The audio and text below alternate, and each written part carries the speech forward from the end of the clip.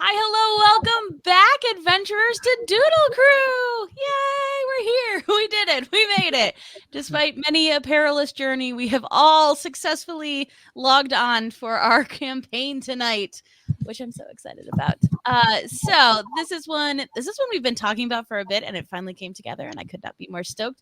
Tonight, we are doing D&D character swap when we are drawing each other's OCs. So, little behind the scenes, we had a chat where we got to talk about our amazing characters and do a little swapperoo. So, everybody is going to be drawing someone else's character, and now we get to talk about them as characters. And I'm just excited, but we're going to do the thing we always do. And I'm going to go to you first, Joey. Who are you? Where can people find you? And whose character are you doing? Hello, you all know me from multiple appearances on the show. It's Joey. You can find me everywhere on the internet at Slutty Mage. I am a freelance artist and illustrator doing both not safe for work and safe for work art. Anything cute or sexy, you can find it under my brand. And for the meantime, you can still support me if you want to via Patreon until I get rid of it because it's bad now. Thanks, Apple. Thanks. Hey, you know, they're a small indie developer. They need to Yeah. Rip. I don't know. I'm drawing this this raccoon druid tonight. Raccoon lady. Rox'a Midnight Herald of Thanos. Exactly. Exactly 100%. See, and 5 foot. There's no personality traits in here, Swan. I'm sorry. I'll give you personality traits. Yeah. So spoiler. She doesn't seem like an angry person. She's not. No, she is baby off on her first adventure. So she's very naive. She's very young. She plays the very like, I am super happy or I'm super mad, and I haven't fully figured out how to kind of level in between. And also has taken on a little bit mama bear of the group because the group gets hurt a lot and she has to patch them up. Yes, classic. Yep. Yeah. Cool. Yeah. Yeah, last thing from me, you can hear more from me and my friends on the Older and Dumber podcast. We drop new episodes every Friday. We've got some new content coming up too, so we're going to be spreading content out throughout the week. Big plans coming up here, so if you want to follow us now, that's much appreciated as well. And we actually do live play, and we're about to switch from Starfinder to D&D 5e. And those usually take place Wednesdays. So if you're looking for some live play on your Wednesday nights, check out the Older and Dumber podcast. Nice. Yeah. Hey, I was even going to ask you about it and you did it yourself. So heck yeah. Yay. More D&D. We love it. All right. Over to you, Sarah. Hello. Hello. I feel like I haven't been on in a while. It's been a bit. I'm Sarah Will. I'm an animator, multimedia designer, comic artist, illustrator. If art is in the description, I probably do it. And I'm here to draw a race, Babbity race Holland, Joey's character. I rolled a D4 to pick whose character I was going to draw, and I was not disappointed. He gave me strong Joe Dirt vibes. Oh, yeah. So I looked up way too many pictures of shirtless David Spade for this. So. Lucky you. Tasty. It's a Google prompt that doesn't come up often, I'm sure. No. Google's like, you sure? Like, it's been a minute, but okay. Like, I will, but... Google AI is like, did you mean anyone else with their shirt off? An accident. I looked up Joe Dirt and David Spade, and they were like, these are the ones you want, right? So someone else is searching for them. Oh, we love that. What was didn't he show up on like a random TV show like Super Cut or something, and like it was weird because I was like, really? But I can't, that's as much as I remember because I don't consume media. That's all I got. I don't know that one, but okay. I believe it. I think he hit Joe Dirt and he goes, I got to get ripped for this. This one needs my all. So I know, Sarah, you do TTRPGs as well. Do you have any that get recorded and posted, or are you all just in person? And all in person or hybrid right now. I have a lot of introverted players, so no recording just yet. That's good. I feel like we might have other recording things in the works, so yeah, we might be stealing Sarah to make that happen. Yay! Yeah. All right, over to Vic. Hello. Hi, I'm Vic. I go by @itstar across most of the internet. I also play tabletop RPGs. Coincidentally, I'm a comic artist, among other kind of artisty things, and my comic is based also on a D&D game that I've been running for like 5 or 6 years now. And I just finished chapter 3, and I'm very excited because I've got the print of chapter 3, so I have all of them now. Super ready. I say all of them like there isn't 1,000 more chapters to come. But that you can check out at dragoons.com. I have a couple of other comic and possible animation stuff kind of in the works that I don't quite have shaped enough to announce, but watch this space. And I'm trying to get back in the routine of doing more Twitch streams where I actually work on that comic as well, which is always pretty chill. Just come hang out for music and stuff like that. Oh, hey, Luke. Luke's here. Luke, who does the D&D Beyond comics. Keeping going with that D&D theme. Heck yeah. We love it. We love it. Yeah. No, your streams are always so fun and so chill and just like it's a great co-working thing. So I always love them. Yeah. And who do you get to bring to us today? Yes, of course. I am drawing Victor today, who I felt like I identified with very, very strongly based on the first half of his name. I think he pronouns, I'm assuming. Yes. Who is from a Pokemon tabletop RPG, late starters, and who is real cute, and I'm looking forward to this. Yay! Hey, going over to the specific player who plays Vic. Hey, Kaycie. Hi, it's me, Victor's real life avatar human person. Hello. Oh no! Oh no! Another one! Oh my gosh. Another one. Oh, We're all rolling ones tonight. It's gonna be exciting, y'all. You should stick around to see what happens. I'm just gonna pop in out like dolphins coming out of the water. I guess I'll keep vamping. I'm Kaycie. I have a web comic that I make and draw called B-Side You. I do illustration stuff, and I do podcasts. And one of my podcasts, I talk about Animorphs with my friends. And the other podcast is Late Starters, the Pokemon tabletop RPG, which we play older than average trainers that are going on their Pokemon journeys for the first time. And I play Victor, and he's very scared of everything. It's fine. He's so good. He's just the best boy. He's a mess. Yeah. I love it. I love it. No, I mean, selfishly, I'm having an extra blast with Late Starters right now, but it's so much fun. It's a great listen, and I love it. I love more fun. Yay! It's on it. Go check it out. I am.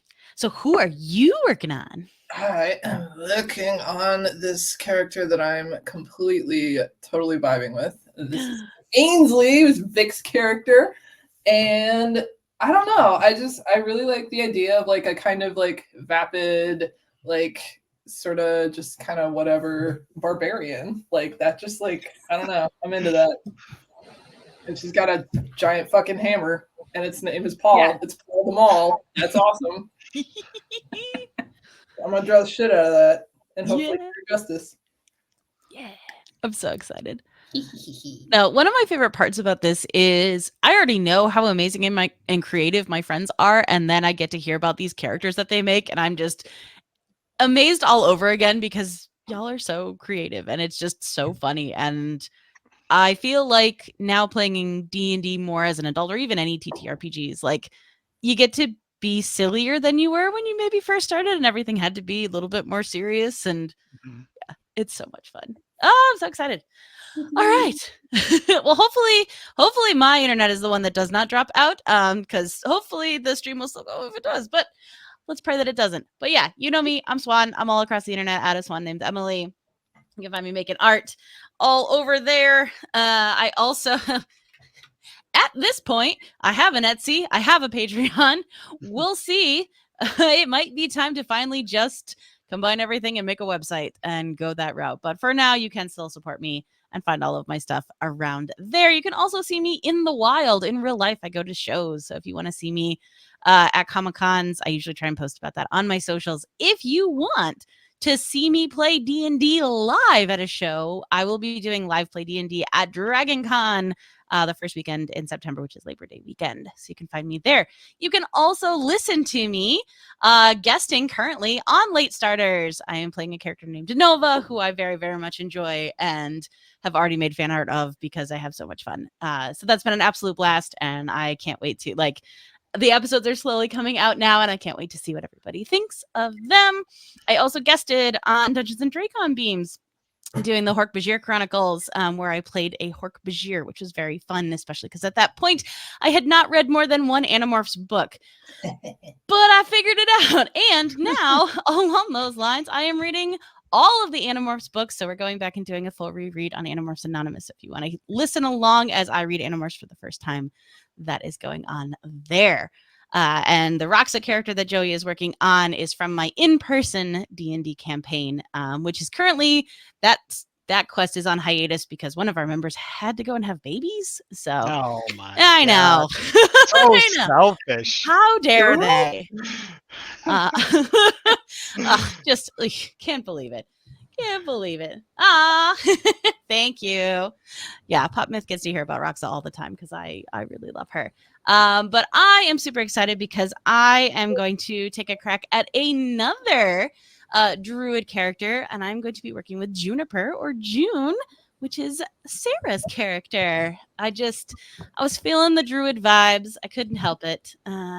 So yeah, I'm super excited about that. Also, if you ever want to see more of Doodle Crew, we are at Doodle Crew Draw all across the internet. The artwork gets posted. A lot of times, I'll only speak for myself because everybody else is usually way more responsible than I am. You get to see the final piece that I make on the Doodle Crew Draw post because I'd never finished them on stream. So, but it's very, very fun. You can also watch old episodes over on my YouTube. This is in season 4. So there are 3 previous seasons if you'd like to catch up on that, as well as creator interviews. So yeah, there's all my spieling. Ooh. And Luke would like to know, is Paul a sentient weapon? Paul is not a sentient weapon. I think Ainsley just named him because he's got a lot of character. So he's a big, big mallet-looking thing. But if you twist the handle on the head of the mallet, the spikes come out during sort of combat. So on a sort of non-sentient level, Paul also rages. To speak very vulgarly, I feel like Paul also fucks. So.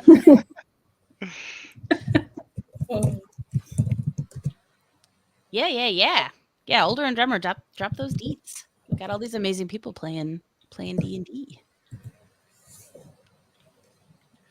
All right. Yeah. Oh, I was gonna look up something and it's gone now. Yeah, it's gone.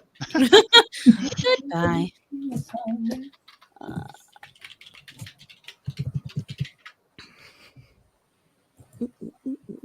So you remind everyone to save frequently because when things crash. My setup Photoshop file also crashed. Oh my goodness. It's okay. I just started. I mean, if it's gonna crash, it might as well be now, right? Yeah. Sigh. Less. What kind of scared of everything is Victor? Is it like afraid of like a sort of a general anxiety boy, or a kind of like everything makes him jump, whatever kind of flavor like that? Definitely more of a generalized anxiety. He's like very at home in like the woods and the wilderness. Because he's just like spent more time in that sort of area. So if you like put him in a city or like a very crowded sort of area, he's immediately like, I am sweaty and terrified and I need to get out of here. But also just like danger, like, you know, things that definitely happen every single episode on Light Starter. Yes, definitely an anxiety boy. Much like myself, it's fine. Also love it because literally one of the cohorts in your party is all about run towards the danger. Mhm. So it's just a tough time for Victor. Yeah.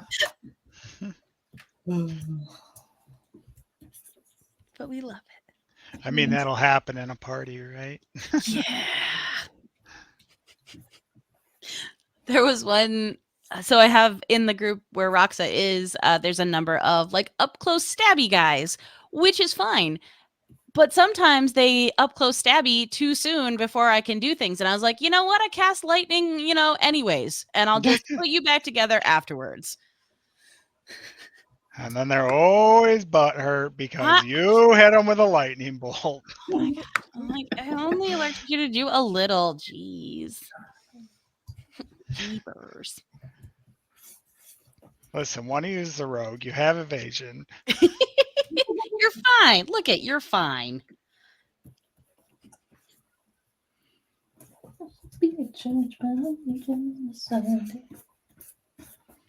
Oh, Vic, I'm very excited that you're doing Victor because I actually named him Victor because of Victor from Arcane, but the spelling is different. Like, heck yes. What's wrong with that? It's your character. You can make up the rules. Right.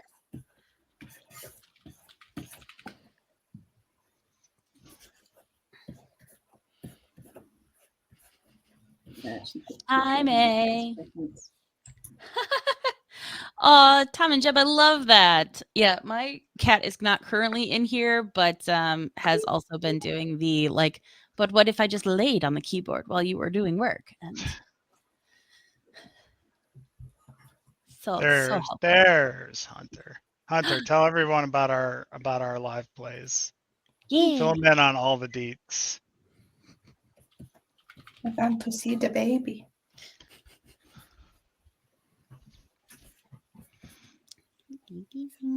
I assumed Hunter was some sort of pet animal, but maybe that's wrong. Well, in ways you're not wrong. Okay. But it is a whole human man. But we do love him very much. I goofed. It's fine. Nope, it was perfect. I love it.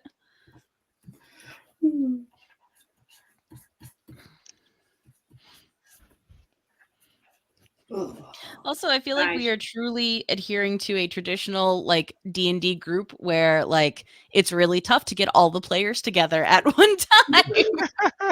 That's the thing. It's like, well, I can do this week, but I can't do that week, and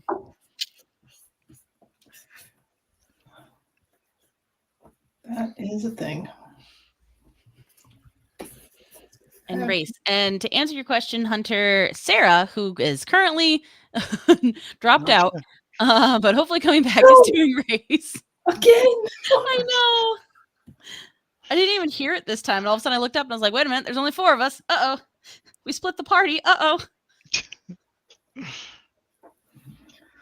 Oh, no. I really should have thought about the pose I was doing before I started this. Nah. Just make it up. Welcome back. Thank you. Maybe my computer's tired today too.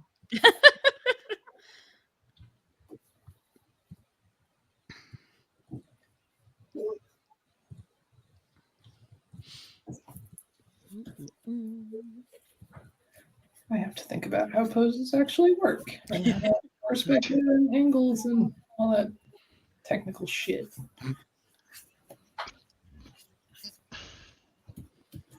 Sometimes I'm just like, oh, this silhouette is cool. And then I'm like, none of this anatomy makes sense, but the silhouette is cool. It's amazing how it looks like it should work, and then you follow up by actually drawing it properly, and then suddenly silhouettes like, hey, wait, this arm is the full length of the body. How did that not look like that in the silhouette? Or maybe that's just me. Nope, absolutely have that as well. My favorite is when I have like 2 characters who are like closely standing together or something, and I'll be like, oh man, I got it. It's all going to work. And then I was like, shoot, I only accounted for 3 of the 4 arms, and now I don't know where to put this other arm because none of it worked, and it looks so good with the way it was. I was like, oh. I'll be like thumbnailing comic pages, and I'm not like worried about anything. I'm just kind of worried about like story pacing and stuff. So I'll draw a little thumbnail and be like, oh yeah, I love the layout of this panel, and then I'll go to actually like put it in like a 3D program and take reference photos, and then it just becomes so boring because it has to be accurate. Ugh. Yeah. Whoa. Like lose the energy from it. Mm-hmm. Well, I definitely have those moments and those conversations with myself where I'm just like, but how important is it if it's accurate? Like, is anyone really going to notice, or could we just maybe do it anyways? I heard a phrase that I kind of swear by, which is like, especially in regards to comics, that read is more important than write. And I kind of swear by that, which is that like you can extend what's technically right so long as you're reading, it's like reading correctly and it doesn't look, monstrous. I think that amount of elasticity of the human body can be forgiven. Fake physics, stuff like that. Yeah, exactly. Yep, real cool. Well, I've had the conversation with my students a number of times when we talk about like tracing, because I'll bring printouts for them to look at, and a lot of them will want to just trace them to make them look accurate. I'm like, I don't have any problem with you tracing because it is a part of the learning process. I have a problem if you, trace it and then post it on the internet that you drew it originally. That's my issue. But I was like, but part of that is also like you could Sorry. Well, that was cool. This is like the brand new like the smoke detector battery dying beeping. Which is a reference. If you go back and watch previous episodes, I feel like there was one season where it was like every other episode and somebody's smoke detector would be going off. But I was gonna say, like, even if you like drew a photograph exactly perfectly, like it might still look weird because your eye just doesn't interpret it the same way. So like having that flexibility to be able to do it is really good. Mm-hmm. It was season 1 because I was in every single one of those episodes. Yeah, it was good times where I'm just like, I don't even know anymore. I'm still going to blame it on Kristen. It was always Kristen, except that one time it was me. Well, I thought it was so funny because we were like, okay, we got it. Like, I actively went through and checked everything, and then like somebody else's would go off, and you're like, how? Just a lucky stream, I guess. Yeah. Okay, there we go. Oh, that's funny. Apparently Aussie school bells sound like that. That's really funny. I don't know if I remember what our school bells scare the shit out of you every time it's time for recess. Yeah. I feel like we just had like the klaxon bells. The classic. Ding. Yep. I like the Japanese school bells. They're like sing-songy ones. Mm. Yeah. I hope they're actually like that and it's not just an anime. It is in my mind. Well, it's like the new washer and dryers that now like sing a little song to you, which I'm not fully like. It still startles me because I'm like, wait, what music is playing?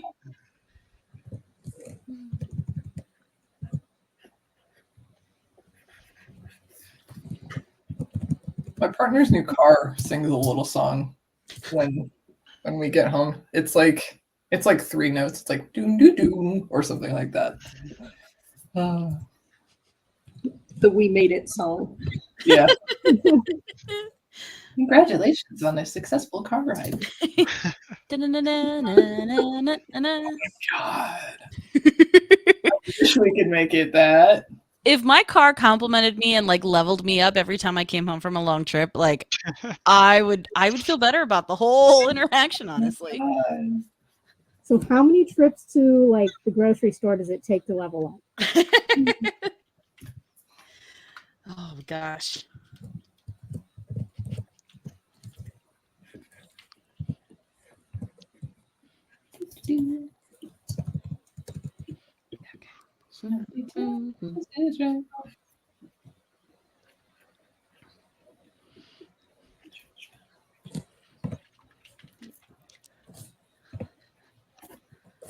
I love the moment where I'm like, no, I can wing it with this pose. And then I was like, I'm going to draw an animal. I'm like, I can't wing that. I don't know it. I don't know it.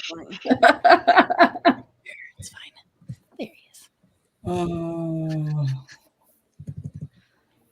Yeah, I can't wing it with poses anymore. That's why I just took a reference photo because I'm like, it's going to take me 45 times longer to try and figure out how this looks right. Yeah. Super valid. It's especially funny because it's not like I don't literally draw poses all of the time. Mm-hmm. But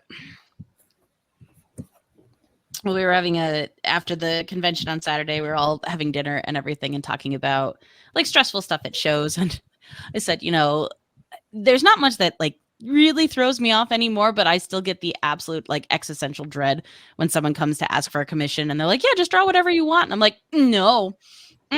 Don't do that to me. Please don't. Tell me what you want. They're like, yeah, just whatever you're feeling. I was like, I've never liked a thing ever before in my life. Please just tell me what I can do for you. I haven't done commissions at a convention for a while, but I think I got in the habit eventually of being like, that's fine, but you're going to get butts. Just so you know, like now's your chance to pull the ripcord on that permission to do whatever I want. So Yep.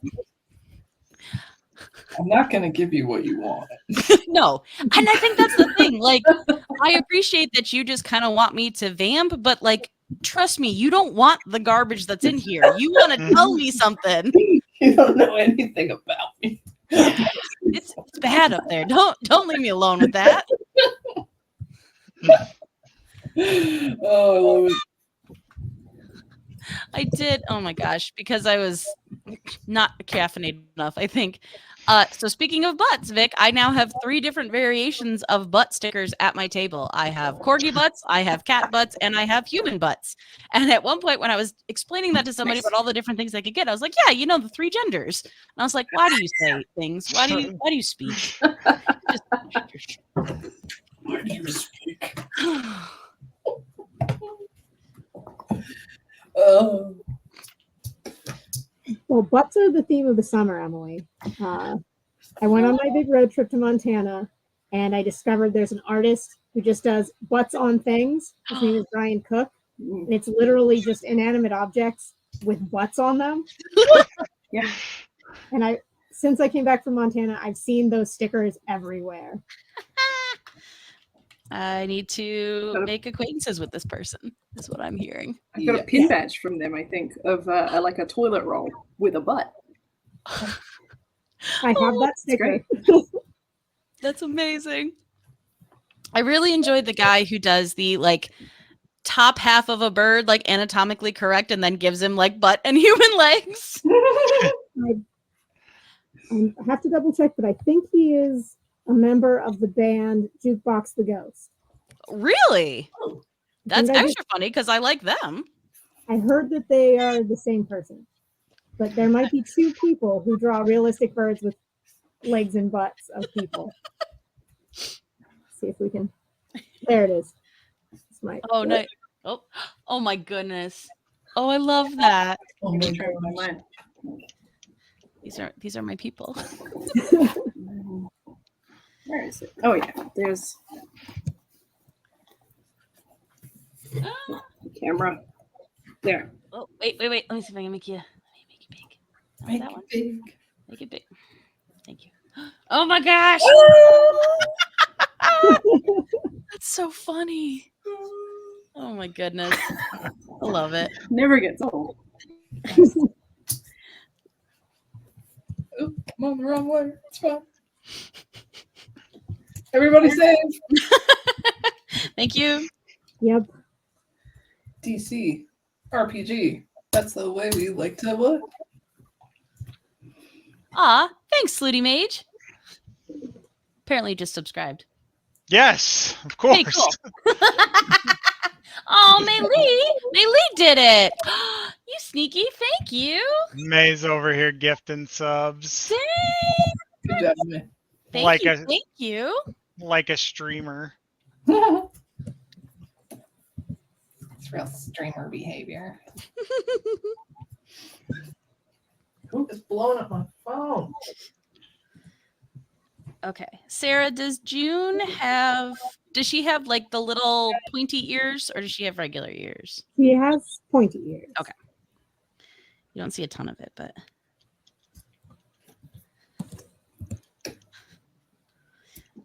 I do laugh when I catch myself about to be very critical of a mini where I was like, I can't believe you didn't show that detail. And I was like, Emily, it's an inch tall. Like, it's okay. It's okay. Well, I feel like a bad artist because I haven't really drawn my D&D characters much, at least not recently. So the mini was almost all you get. That's okay. I had sometimes my party would be really, really chatty, and I would sit and sketch while they did that.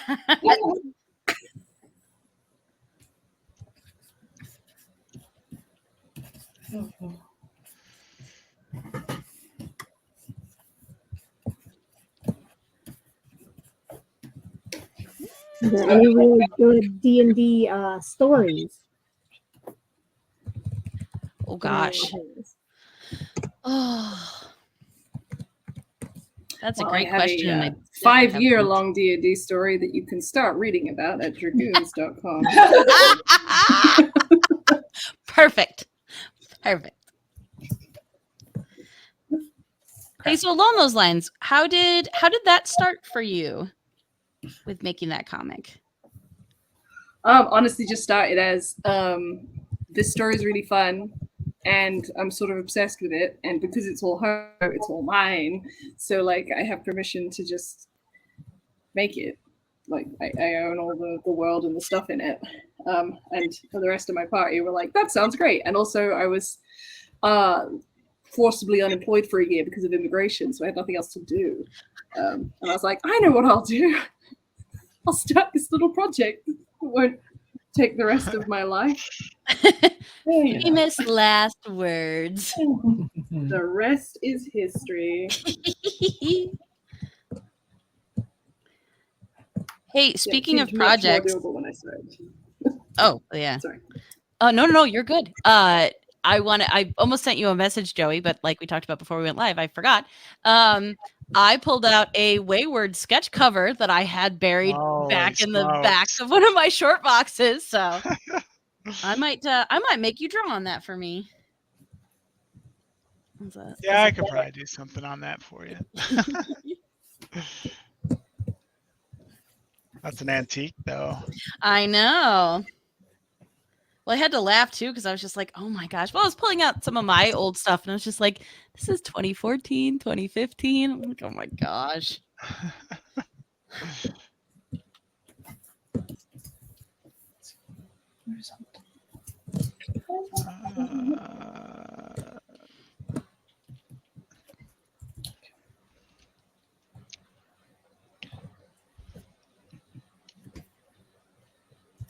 Yeah, actually, these aren't actually deer antlers, are they? They're not. They're like twigs. Gotcha. Let me just do some slight adjustments here. They are also like, why did I do this? Like visually it looks so cool, but then I was like, every time I have to draw them.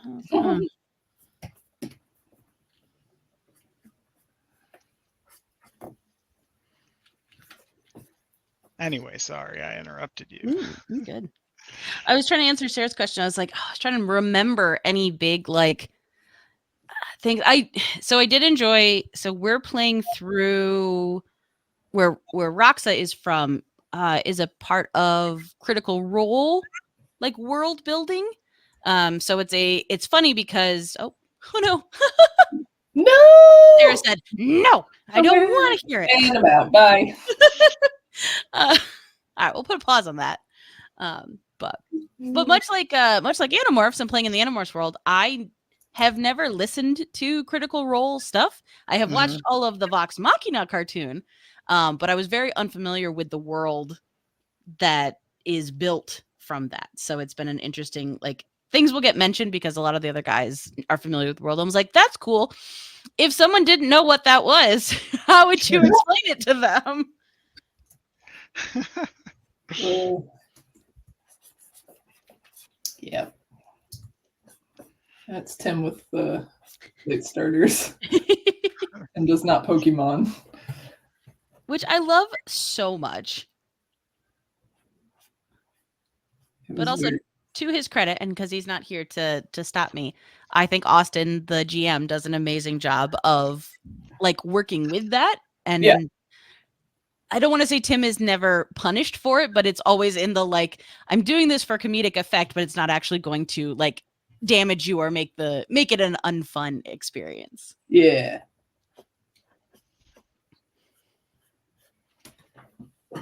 It's great. Oh, goodness. That's not how clothing works. How does clothing do? How does clothes? What are Could clothes? narrow down the D&D story question with like, what's the coolest kill you've ever made in combat, or like the dumbest thing you've ever done in combat? Oh, that's good. I like that. I did get I was in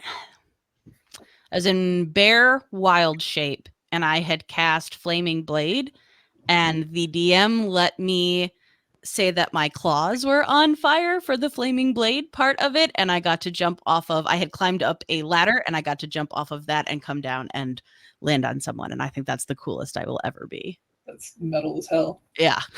Very cool.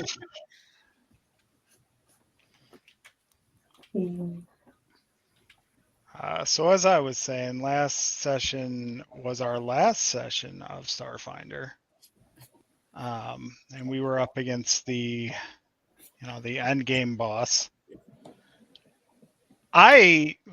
Previous to this session, we were at a wedding. And me being somebody that, is committed to realism as a character, was only in my tuxedo with no equipment except for my jump boots because it was the only pair of shoes I had. Uh-oh. Yeah. Luckily, though, I'm the pilot and I control the ship. So my whole session was trying to make a break for our ship. And eventually I got to it and was able to take over the guns. And as you can imagine, using starship level weaponry against infantry targets is effective. It was super effective. Yeah. I did a lot of damage to the hangar, and Hunter whispers me in chat, and he's like, all right, you really have weakened like the hangar. You guys have this many rounds before it vacuums, like it collapses and everything gets sucked out. Oh my goodness. So I'm like, okay. I pull in all the party members I could. So there was May's character, the NPC that I had gone to the wedding with, my AI companion, because I'm like a mechanic. I get there with me, so I'm able to get them in the cockpit, and I say, all right, Hunter, I'm locking the airtight doors on the cockpit. And he just gives me this look. We still have 2 party members out in the bay as well as the round comes up, and I'm like, all right, I'm gonna unload the missile salvo into the side of the hangar. Oh my gosh. Yeah. Blew the boss out into space, blew one of our party members out into space. One of them was able to hang out. We did wind up with recovery.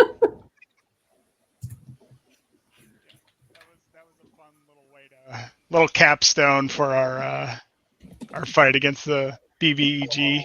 Yeah. I feel like also like what a great way to like end cap that thing. Like if it was a season of a show and you're just like, I mean, I don't know what else I could have asked for a finale.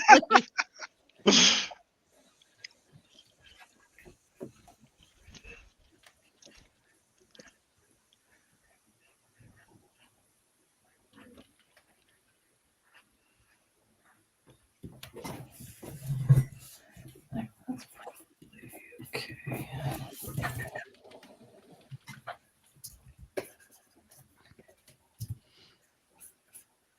I don't think I have a lot of cool moments because I'm the DM, so like I don't get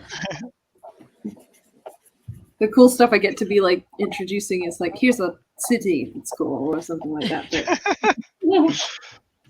But I'm also a cursed DM, which is that like my dice rolls are abysmal. So a lot of the time I'll be like, here's this cool bad guy in this cool situation, and then I will roll 1s and 2s and 4s on all of my attacks. No, the amount of time that our DM has gotten frustrated because he will be rolling poorly and we will do well, and I'm just like I mean, you know, you're not supposed to kill us, right? He's like, yeah, but I really wanted to mess you up more. I'm like, okay, great. I want it to be challenging at least. Yes. Which, to that point, so what I said before you dropped off, Sarah, is the Rox'a campaign is in the Critical Role world, and the campaign I'm in, and then one of the people in that has another campaign, like friends who are playing the same one, and there's a dungeon, and apparently, like, it's been a running joke with us now because there was one path where we were supposed to go to the right to kind of solve things immediately, and we didn't, and we went the whole long way around the entire dungeon and did all the things until we finally came back, and he was like, it was right there. You just had to move the stuff, and it was right there. And we're like, cool. But apparently the other group that was playing the same part, like, also did the same thing. So I'm like, all right, I don't feel so bad. Like, it took a long That wasn't on you. That was that was a dungeon issue. Yes. It's like, you know, we only died a couple of times. We were fine. It was fine.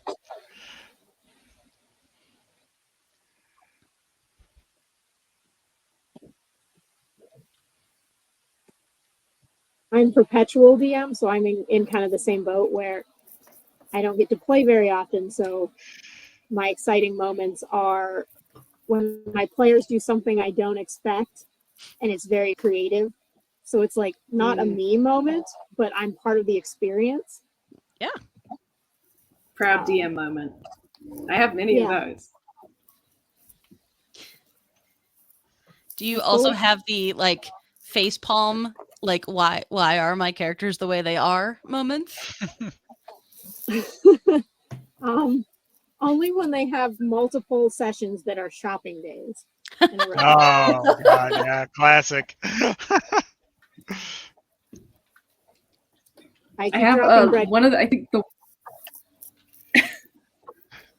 the one that comes to mind for me is like my proudest DM moment is the same from the same character, maybe as one of my proudest DM moments as one of the silliest things that was also the same person. So it's like both ends of the spectrum from the same player, which was there was a time she had to face off with like a demon spirit, and she was pulled into this like liminal space, and she had to like one-on-one duel. But I'm not in the material plane right now, am I? And I was like, no, you're not. You're in this other place.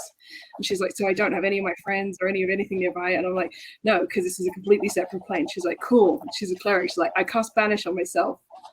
And she just banished herself back home, and she just concentrated for a minute, and she was fine. Wow. That's so good. But they also had an underwater fight sometime later, and she decided lightning damage was the way to go with her attack. Oh no. So yeah. Amazing. Yeah, early on we had an underwater like exploration in a cave type of thing. And it's funny because much like the wizarding Triwizard tournament like trials, like there were different ways so that you could all breathe underwater. But we realized that between the bard and the druid at that time where we were at, all of our spells had a verbal component. And so I'm like, cool, neither of us can do anything, and we're super squishy, and we don't do a lot of melee damage. Great. I love this for us. So, I have a question for all of you. ooh. So, I haven't played a ton of actual Dungeons and Dragons, smattering here and there. But like, I was playing my Death Domain cleric, and like the night before, I was picking out all my spells, and I was throwing basically everything out that had a material component to it, because I'm like, oh, there's no, like, they're introducing me to the show, like, there's no way I'm going to get these materials unless I just have them, and like, my GM is pretty lax about stuff, but like, I'm just like, fuck this material component, I can't do this. But then I'm like, does anyone actually use the material components, or is that like a universally, because I feel like when I watch Dimension 20, like I feel like they just kind of throw those rules out the window. So I wanted to see what you guys thought. Usually if it's a gold component, we'll use it. But otherwise it's mainly they're just a flavor, like you're casting. Okay. Yeah, same. That's exactly what I was going to say. If it says this, you need to use a certain component that costs 10 gold pieces, then you just, next time you're in a town, you say, okay, DM, I'm going to a shop and getting spell components. And you don't have to role play the whole thing. You can just be like, I'm going to pick up X number of this thing. Or you have a situation with your DM where you're like, they're like, okay, I trust that you would have picked these up at the last town. Make sure you marked off your gold. The only time it gets like really iffy is if you're casting like Hero's Feast. Is that what it's called? Mm-hmm. The one that costs the chalice. A chalice of worth 1,000 gold pieces. Oh, geez. Or the Vivify, where you need 300 gold worth of diamonds. So just a couple of those spells are like really big. But other than that, it's, if you need a Batwing, you probably have a Batwing. Gotcha. I take the approach of like anybody starting as a new character, or a new person coming in, or like when the game starts, you'll have all the shit you need for the spell you start with, and that if people level up at that point and gain some new spell that has some specific significant component, I don't make it difficult to get those components, but narratively, like, if you can convince me of a reason why you just had that stuff in your bag, then go for it. Yeah, I like that. I think if the expectations were set at the beginning of a game that it was going to be a very like scarce resource type game, and part of the problem solving was then how do you manage resources? I think that would be a very different vibe, and like you'd know it going in and kind of maybe build a character with that in mind. But I like and again, just because I keep referencing her because she's here, but Rox'a, my whole thing was this was her first time leaving the place where she had been. So it was any nature components that she'd need would have had to been the places she would have gone through to logically have. And then if we ended up getting to the desert, so anything that was a desert component, then I was like, okay, feasibly she now would have had these things. But before that, she wouldn't have been in a place that had limestone or something. So I tried to kind of make it like, oh, I am constrained a little bit because my character is not worldly. Yeah. But beyond that, I've been lucky that I've never played with any GMs who are just like, tell me exactly where you got this, this one piece. And I was like, I don't know, man. Because that's not really fun. Not for the way I like to play. I think there are people who probably really like the minutia of it, much like there are people who really like the army strategy stuff. That's not me. I don't want to be a general. I don't want to do military tactics. But hey, if that's your game, then that's awesome. Freaky eyes, freaky eyes.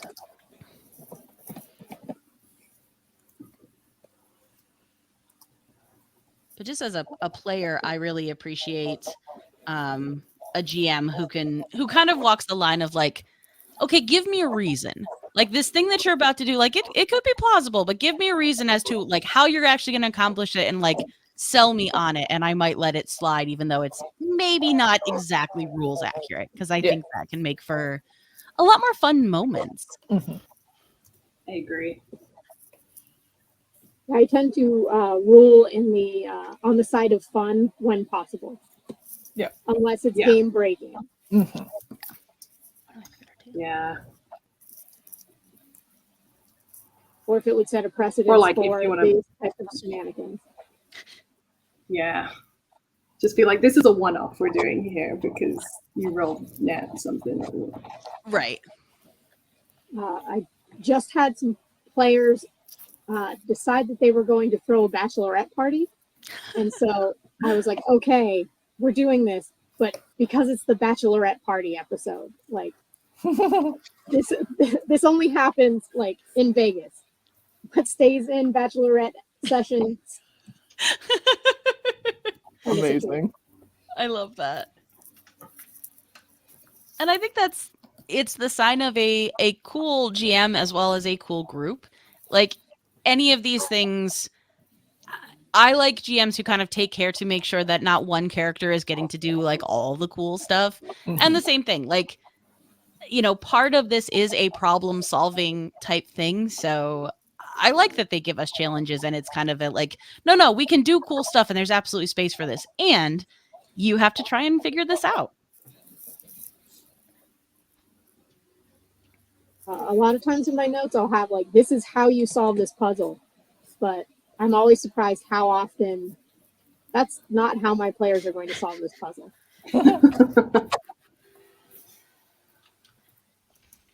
Have you ever had a scenario where the plan you had to truly just rip up the paper and like, well, that's not what they did? Pretty much every other session, at least. Yeah. It's 10%. Sounds right. They do what I expect, and then 90% I am playing improv. So, but I like to say less yes and more no but. I like that. I like that a lot.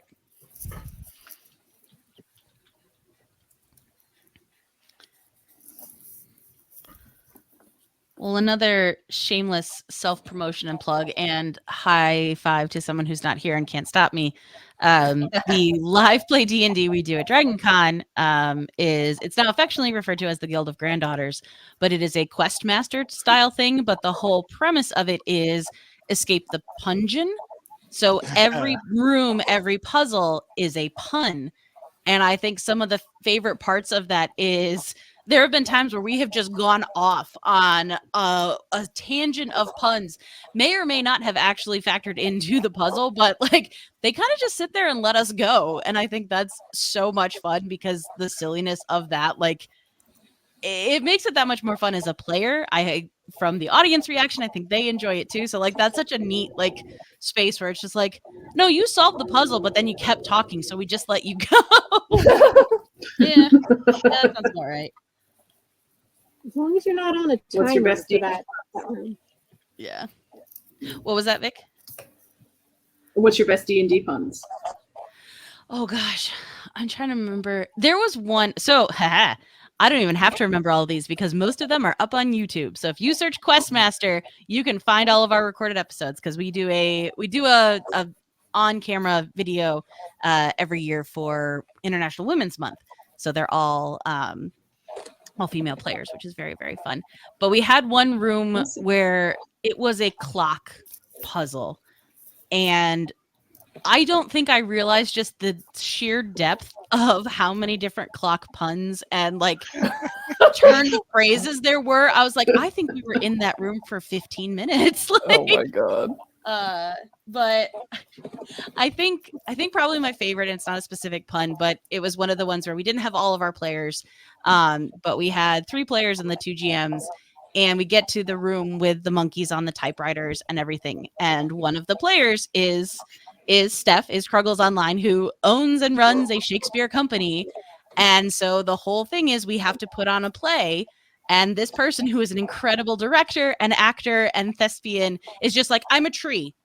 And then just stands there. It's like, oh no. So that's probably one of my favorite moments of the like, no, I know exactly what you want me to do, and I'm gonna do none of it. And it was really great.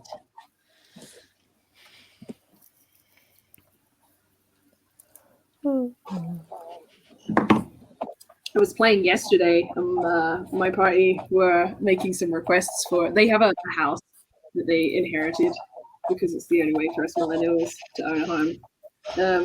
But the party has a house, and they have in the sort of map I made of the house originally, I put like an outhouse in. I said there's got to be some sort of bathroom because, like, you know, even in fantasy world, you can think practically. And then that raises the obvious question of like, well, how does that work? And so I couldn't be bothered with dealing with plumbing or like the maintenance of it. So it's like there's a portal in there that goes to some unknown dimension. So the conclusion is now that it goes to a shit dimension of sorts.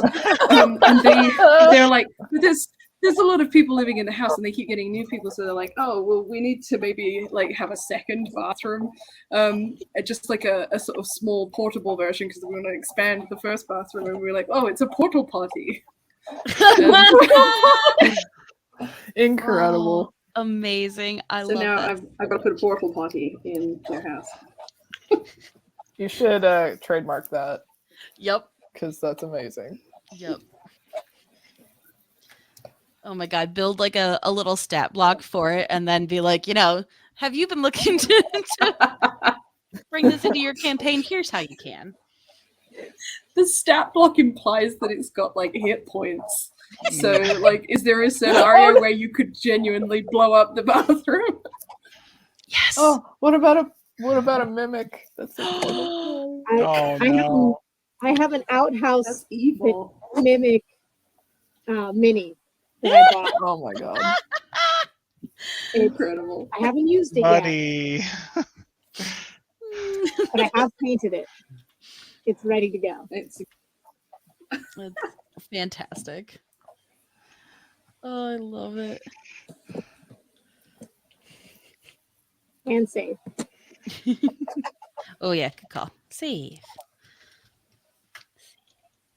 Don't want to jinx it, but this is my longest go without a crash. Everybody save.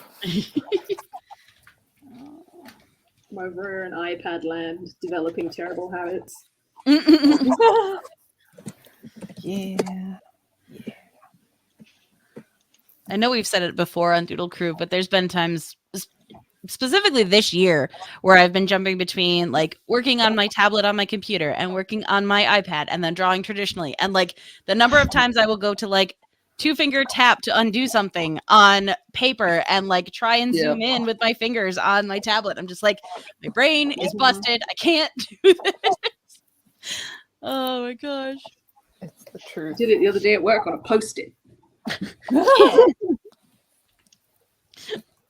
Like sometimes I just want it to be bigger.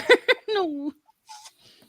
That's how you can spot an artist in a room full of non-artists. Gosh.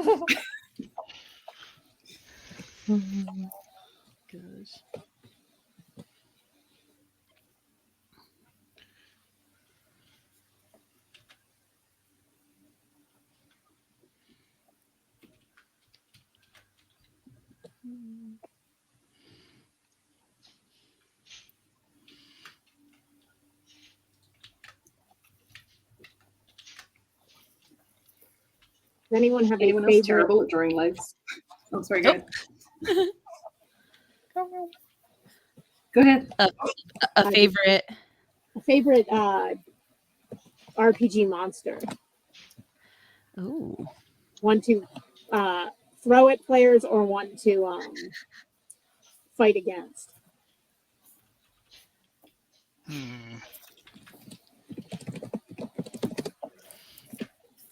I don't know, because I'm not really familiar with a lot of the systems and all the monsters and the lore that's in them. Yeah, it's funny because I've never GM'd, so there are times where I feel like it's just on the outside it looks like really good role play that I'm not guessing how a certain monster will react, but in reality it's I don't know what this thing is, so I'm just gonna do what I would do against it.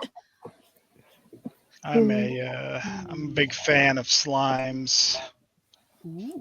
Of all varieties. Gelatinous cubes and ochres and puddings, and I think they're fun. Have y'all seen the gelatinous cube dice bag? No. No. I don't think I've seen that one. Yeah, it's like that that kind of clear sort of plasticky, like nylon. I don't know what material it is, but like it's like a cube shaped zip bag, and there's like little skeletons and like helmets and bits of things like imprinted. Oh my god, I gotta pull it up. It's so good. That's awesome. So good. Turn this cute dice holder. Okay. That's a bad picture of it.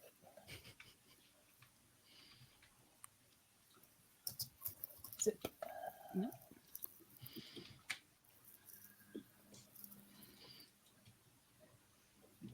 Here we go.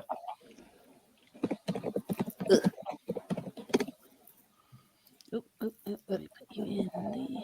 Yeah, this one. Oh my gosh, I love that. Isn't that great? That's pretty cool. That's I need That's one. so clever. I love it. Love it so much. Just continues to fall in line with my dice goblin tendencies. Mm-hmm. I just made excuses to buy dice yesterday. Nice. They're clear, but they have like they're layered in a way so that it looks like blood's dropping through it and it's pooling at the bottom. And I'm like, I'll figure out a way to have to use these dice. Yep. We casually talked about a game that we want to run, and I was like, well, better go get some new dice for that. There's no set date. We don't have a plan for when it's going to happen, but I was like, but I need them. But what? I just need to be ready. I need very specific dice for this very specific character. No, I joined a new campaign to just like, it was like my trial. I knew a couple of the people, but it was a brand new system. And I came in and the one guy was like, oh, do you need dice? And I was like, no, I have them. And like brought out all of mine because it's the, oh, no, I can't think of the World of Darkness. So it's all D10s. Yep. And so I was just pulling all the D10s from all my different sets. And he's like, you just had all those? And I was like, these aren't even all of my dice. But yeah, I'm good. I got enough. Thank you, though. As it should be.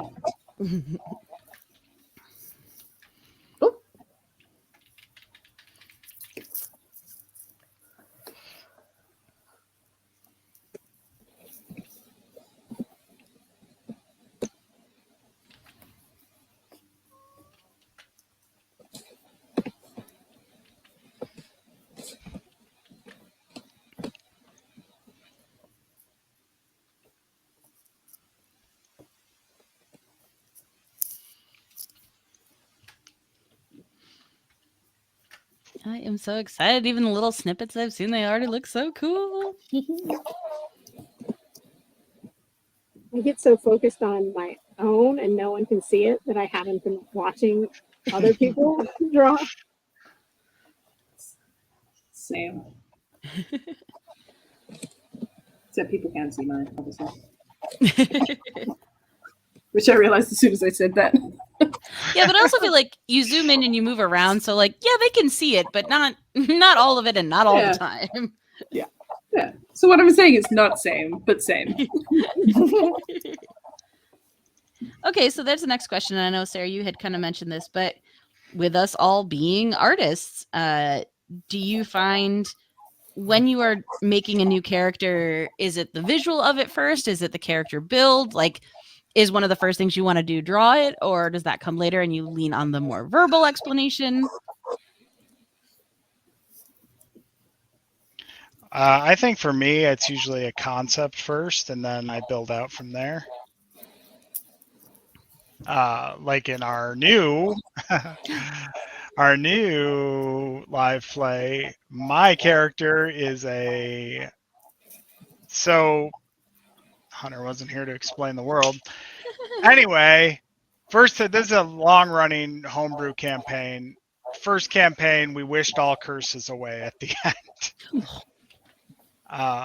So that's a thing that happened. We're yet to see the implications, but that's what campaign 2 is about. My character is a cursed bard Batgirl based on JoJo Siwa. Oh my god. Oh my god.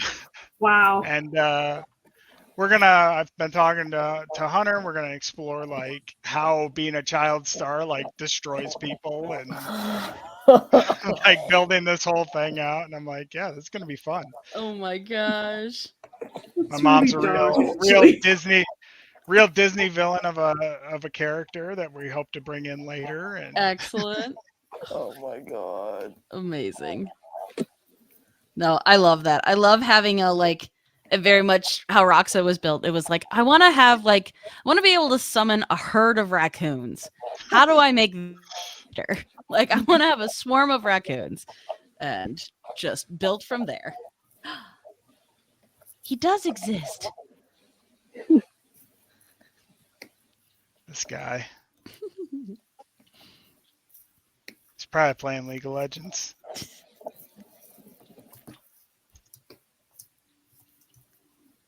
Hunter, why don't you tell everybody? I'm going to ask you for the 4th time. Why don't you tell everyone about our live play? And your fantastic world that you've built over almost 5 years since COVID.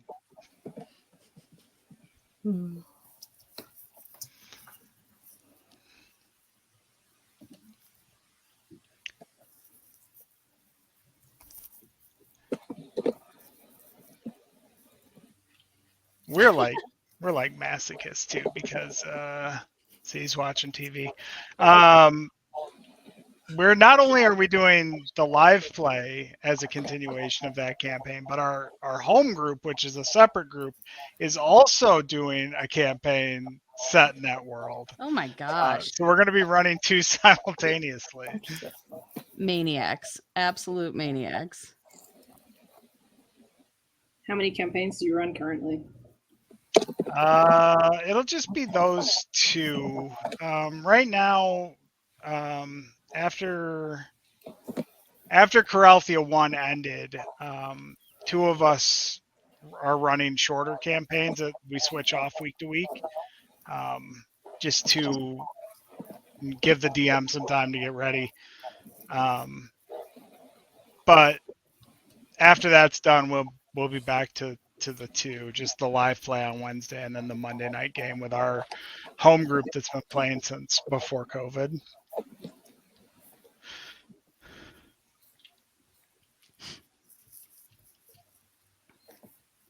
During COVID, though, we had like five groups going. five simultaneous campaigns going. I had 4 during COVID.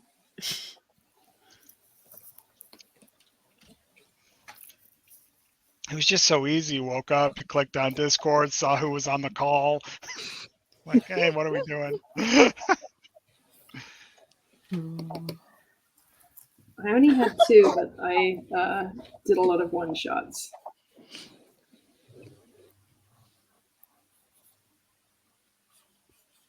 Multiple groups across the world affecting it at the same time. Kudos to a GM who wants to keep track of all of that. Oh, and they're watching The Bear, which I have not seen. So. Oh my god. Aw. That is a stressful show.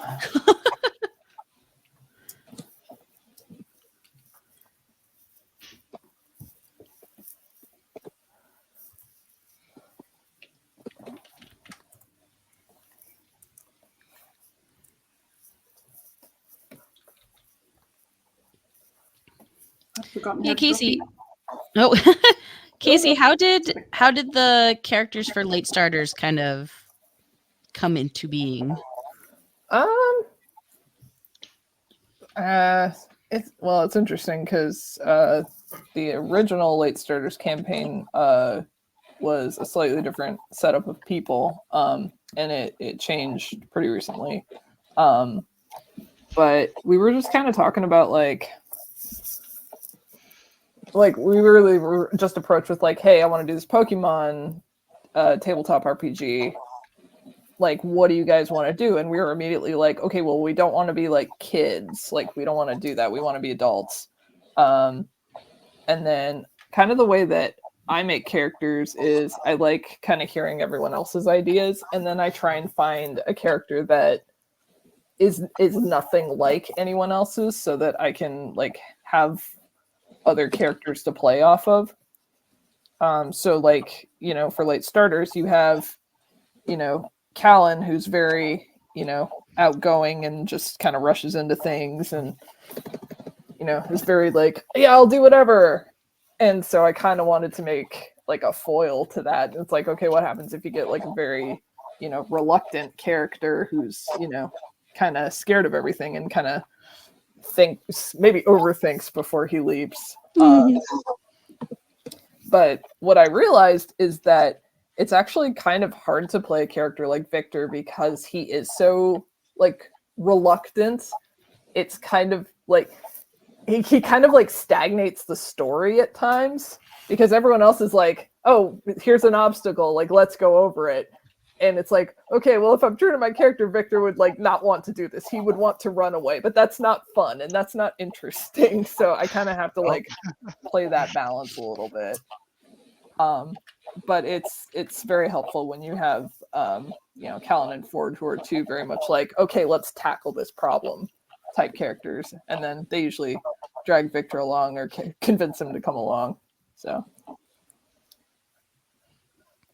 Well, to your credit, I think it's very fun because I feel like Victor has had space to grow in that, and while still very like hesitant on things, like understands the dynamic of the party. So then the decisions that you make, it's still not like, yeah, let's go and immediately do these things, but you're like, well, they're gonna do it anyway. So how do I also go and no one dies? Yeah. And there's also fun. kind of like a confidence that comes along with like, okay, these other two people are like, we're going to have each other's backs. So like, I'm not doing this alone. So like, maybe it'll be okay. You know, and they're also like smart and strong and competent, and I can kind of like ride their coattails a little bit. It's fun. I freaking love that show and that game so much.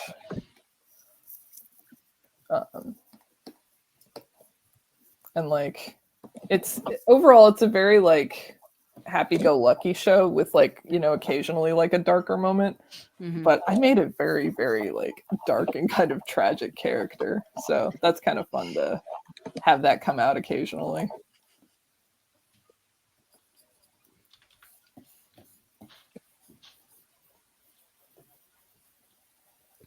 Because I like a story that gives you a little bit of everything. Yeah. Like Avatar. Here. Or Arcane. Well, I'm always going to go to one of my favorite quotes from the Harry Potter movies, and it's when they're reading the tea leaves. It's like, you're going to suffer, but you're going to be happy about it. And I was like, you know, if that's not the most D&D thing ever.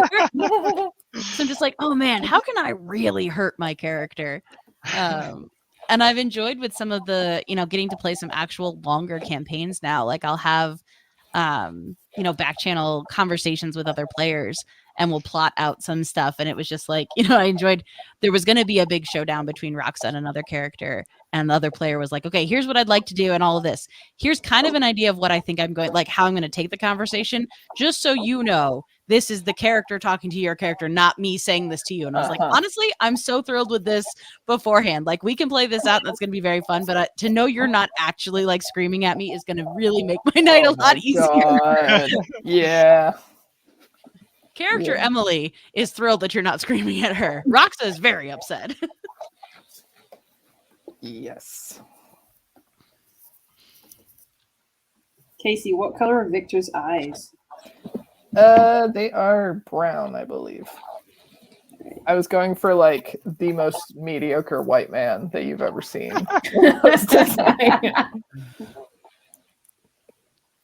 Like nothing interesting or special about him.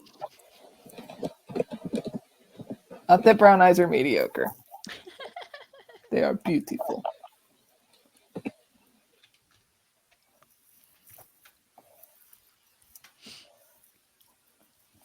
I think I got this hair shape where I want it. There's no way to know. Well, then I get into the like, okay, is it too anime or is it too Disney or is it just too incorrect for gravity? Where do we want to live today? This is art. We do what we want. Exactly. Damn the consequences. The sun is reflecting off of a window across in the house opposite. So it looks like I'm bathed in heavenly light right now. Yeah, so you're about Ooh. to ascend. That's super. Oh my gosh. This is fine. I always draw like this. This is my process. Yeah, I it got prefer your medium. surprisingly dark here. I guess it is. It is almost 8:30 at night, but I'm in that summertime like, but it stays light so late.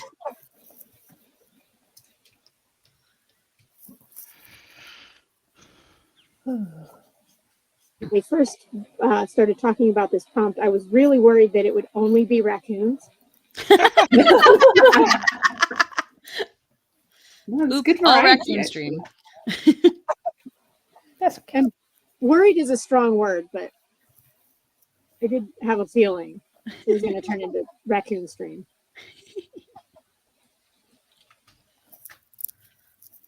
More context. I put 3 characters out, and one of them is a halfling who was raised by raccoons, so she's very raccoon coded. And then Emily's character, a druid who is very raccoon coded, and I'm like, I'm just waiting for 3 more raccoons. Victor has a zigzagoon. That's kind of a... Are raccoons in? Did I miss that? Oh, I feel like the like as the like dumpster fire cutesy trash panda thing like kind of took off related to COVID. I feel like they gained more popularity. And Okay. possums too. And That does possums, make yeah, sense. just that like Wow. I'm possums trash are but I'm wonderful. still lovable type vibe. Yeah. But it's funny because it's the nature of the algorithms now, because I have like 3 different artists that I follow that do a ton of raccoon content. So I'm like, is it actually because raccoons are in, or is it just because the algorithm is feeding me what I want to see? So I don't know. But I do feel like they kind of got a like the white lady trend of wanting to have like raccoons as pets. Oh my hit. god. So, you know, I think there's levels to it.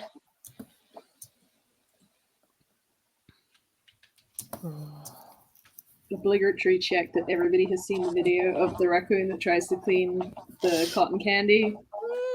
Oh, yes. Just making sure, you know. It's one of my favorites. Perfect. I also like the raccoons that tried to break into the Cybertruck because they thought it was a dumpster. Yeah. Oh, I didn't see that. Yep. There's a picture of the back of it with all these little like paw marks and everything because they were trying to break in. I was like, if that's not just the most perfect It's so good. moment.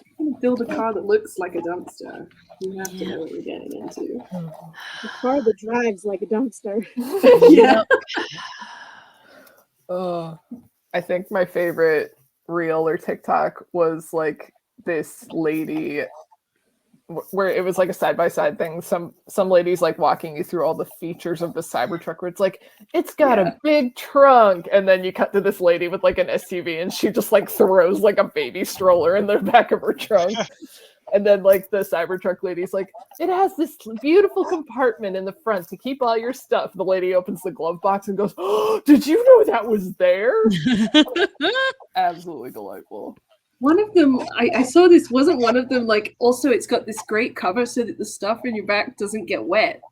Like, Yes. are you talking about doors? Yep. She like closes. Yep. I love the people then just walking out to like their minivan and just like opening the trunk and being like, yeah, no, I feel like a good chunk of the internet really took that in the exact direction I wanted them to, where it's just like, no, this is ridiculous, and we're gonna call you out for it being insane.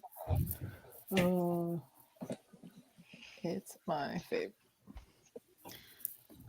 Also, if you want a really fantastic sticker dunking on Cyber, you can go to Kaycie's store and buy one. It's She true. made one, and it's amazing. Oh my god. And I freaking love it. I'm like, no one's gonna buy this, but it makes me laugh, so I have to make it. Which, if that's not the perfect summation of my career as a professional artist, then I don't know what is. Nope, I made this for me. Yep. I was talking about that with someone recently because it's been years at this point, but I made a print that was Ralph Wiggum from Simpsons, which is very funny because I'm not a huge Simpsons person, so I don't even know all the lore, but it was from the episode where there's a Valentine that says, I choose you, and it's got a little train on it, and it's him holding that, looking at Pikachu, and Pikachu making the choo-choo-choo sound, and he's like, it's not the same. And I was like, this is such like the Venn diagram that this actually, like the middle of it that it hits is like 3 people. Yep. But I was like, but I had to make this. It was in me and I had to make it. But it's, So the world is I'm one richer of those for it. 3 people. You are.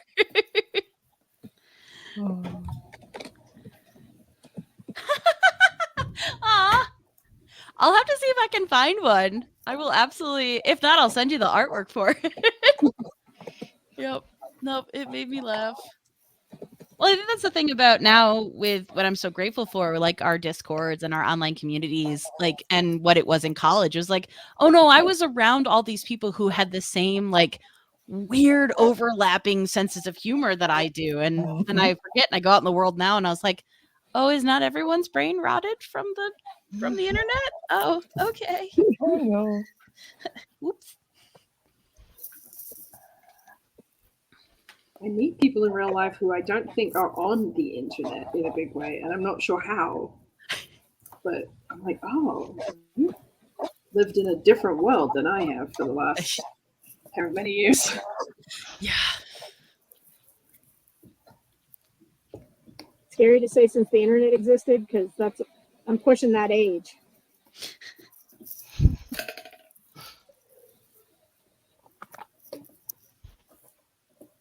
Yeah, that's what that's sure.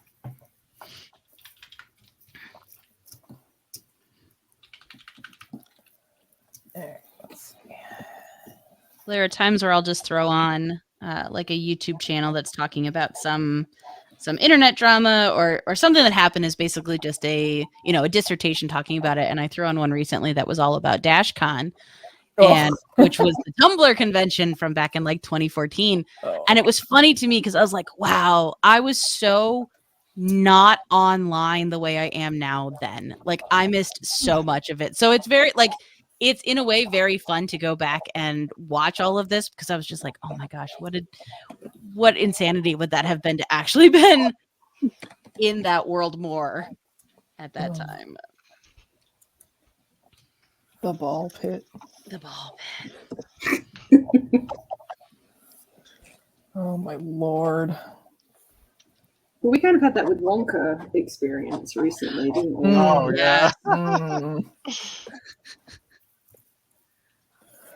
Oh Lord above.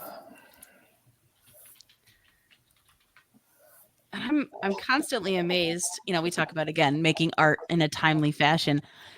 Like there was art of the disgruntled Oompa Loompa girl like on my feed later that day, and it was gorgeous. And I was like, how do you people work so fast? This just happened. They just had like nothing to do that day, and they were like, "I'm inspired.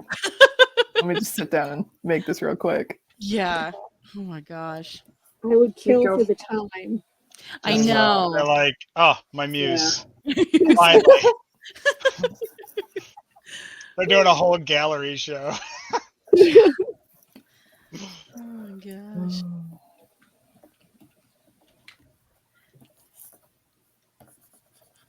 It is one of the things I love though about like the incredible creativity of my friends who I play tabletop games with, because there are some moments where I'm just like, this is amazing. I have to draw this. Like this whole thing was so cool. And then I'm just like, well, I have to keep playing, but also like frantically like sketching in my notebook so I remember to go back to it later because like this is so good. That's really smart. I should do that. I just I ended rely on my brain, which is foolish. Yeah, no, I can't do that because mine is so bad. I got one of the just dots journals so that like it's got enough lines so it's easier to write in, but it also is easy to sketch in. So I just started like in my taking notes for my weekly sessions would just draw little moments that happened, and then if I liked them, move them to a bigger piece. But yeah, because even playing every week, I'll still come back and be like, okay, what did we do? What happened? Something happened. I know something happened. The best thing DMing is being like, all right, guys, who wants to recap? And then everyone just stare at you with blank faces. And you're like, yes, my time has been well spent. I've created a memorable experience that everyone will treasure for their lives.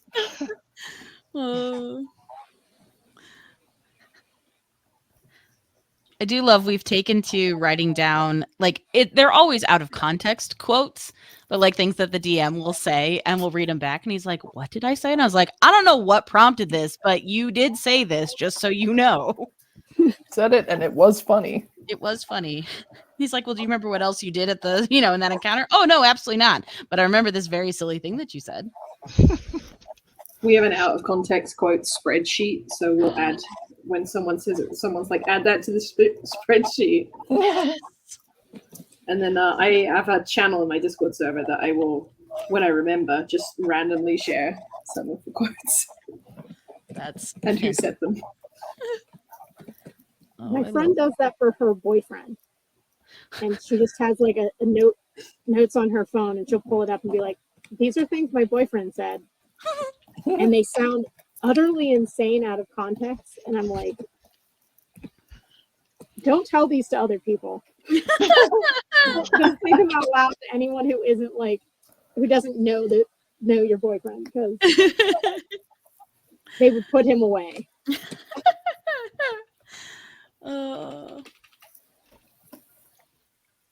Shit, book. Okay, Sarah. What? I know June is blue. What color was her hair? There we go. That's how words work. What is her hair? Was Her her hair is like a almost so blue that it's black. Okay. Violet eyes. I feel like that's the next question. You get me. If you look up like really close up picture of juniper berries, that's kind of her full color palette. Like, so she wears like greens and kind of browns and neutral colors.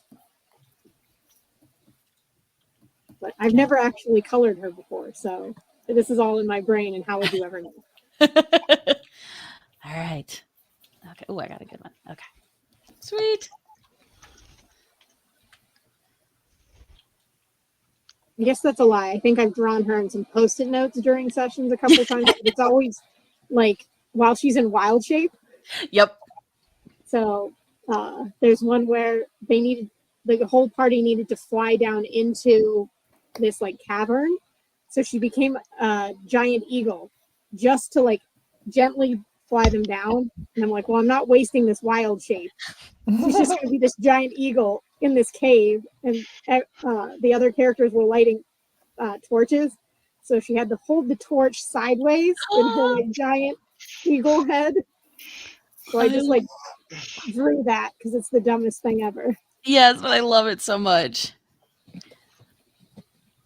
Also, just the fact that it's literally our like production project from college all over again, where I'm like, I want to draw the characters. You're like, look at all these animals I'm gonna draw, and they're gonna be rad. It's like, yeah, that sounds about right.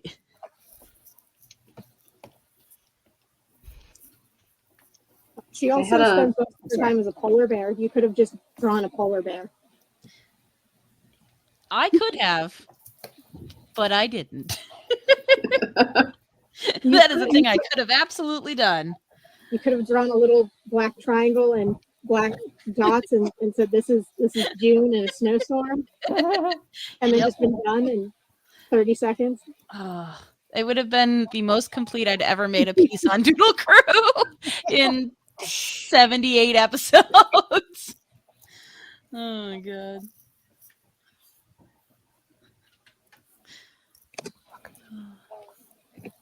Kaycie, were you going to say something? Nope, I'm just cursing silently. Okay.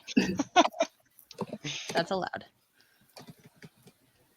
I had a thing once where my party had to go down some steps into like an underground place, a long sort of scaffolding kind of staircase that started falling apart as soon as they got on it. And one of the first things our druid did was turn into a giant eagle. He's like, I'm going to turn into a giant eagle. And he just flew on down to the bottom and left everybody on the stairs. Yeah. And if you want to, I don't do like, I do record all of our games, mostly for my like reference and because it's fun to watch it back later.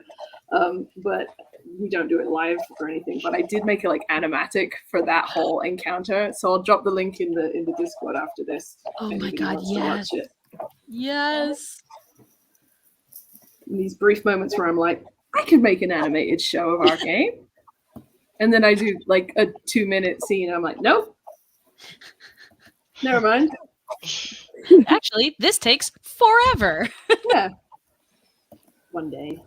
I'm going to do it someday. It's inevitable because I can't stop myself. But.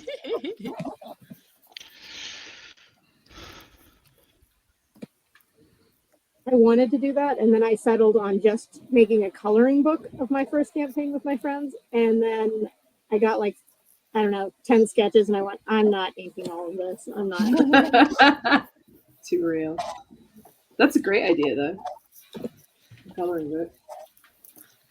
It was so that someone else could color my drawings. I didn't have to take the time to do it. So valid. Sometimes I'm like, I need to like make some sort of version of my game or something that is public that people can kind of get on and like become obsessed with it the way that I am, and then people will do fan art of it, and that way I don't have to draw it in order for it to be visually realized. Yeah. Now that I'm perpetually DM, I can't draw. And yeah, no, you got stuff you have to keep doing. Yeah. I've got math to do.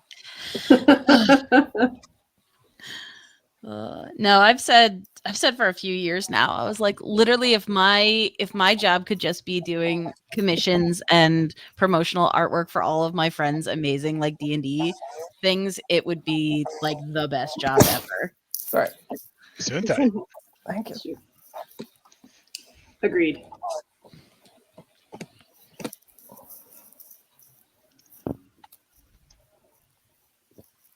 Very slowly but surely working my way around my artist friends, asking for them to draw the group of my party, and I put it at the end of each comic chapter. I have like a guest art piece. I didn't for the last one because I'm poor, so I drew it myself. But I will be continuing that from this chapter forwards. So now I just have to draw chapters really, really fast so that I can. Well, Kaycie and I got to hang out IRL recently, and we're having a conversation, and it was the most valid thing I feel like about making sequential art and all of that, where it's the like you'll finish a chunk and it'll feel so good because you finished it and you wrapped it up, and then you have that just terrible dread of looking at the next thing. You're like, I have to start again, even though I'm genuinely excited and I love doing this. It was like, I have to do more now. This doesn't end. This is forever. Just remember, you're here forever. And you chose this. You chose it because it's fun. Yeah. This is fine. Fine. I put a reward at the end of chunks of things, like a carrot to egg me on. Is the reward a carrot? Sarah goes real crazy. It's usually like do something fun, like go to the movies or You're allowed a little free time. yeah. Sleep. It's a treat. Ooh, I get a little nap just for me. I don't know how to nap. It's not a thing I can do. I have two modes. I'm either great at it or I'm garbage at it. I either take a nice little nap and feel refreshed like I did today because I had a headache, or I fall asleep for 2 hours and wake up not knowing what year I'm in and just can't exist as a human. And there is no in between. I have to be physically probably dying to take a nap. Like when I'm sick, I'll nap for days. Otherwise, I'm like, I can't. I'm still alive. I have to work on something.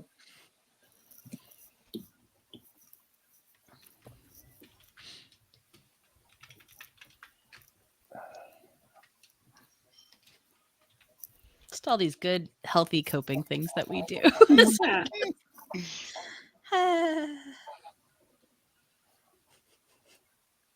PSA, don't do this. Please Not take care good for you. Don't Don't learn from us. Yeah. No, I remember years and years and years ago, I was desperately trying to finish comic pages. And I was getting flack from my friends because they really wanted to watch. I don't even think it was the Super Bowl. I think it was just a game. Because we were in a fantasy league together. And I was like, okay, fine, I'll come over. And I literally brought my pages with me. And they're like, how can you do both? I'm like, all right, well, football is like the slowest moving sport ever. Like, it's okay. There's time. But I was like, you wanted me here. I'm here. This is what I can offer you. It's like, I have to get these done. I have done that, not with football, but with multitasking.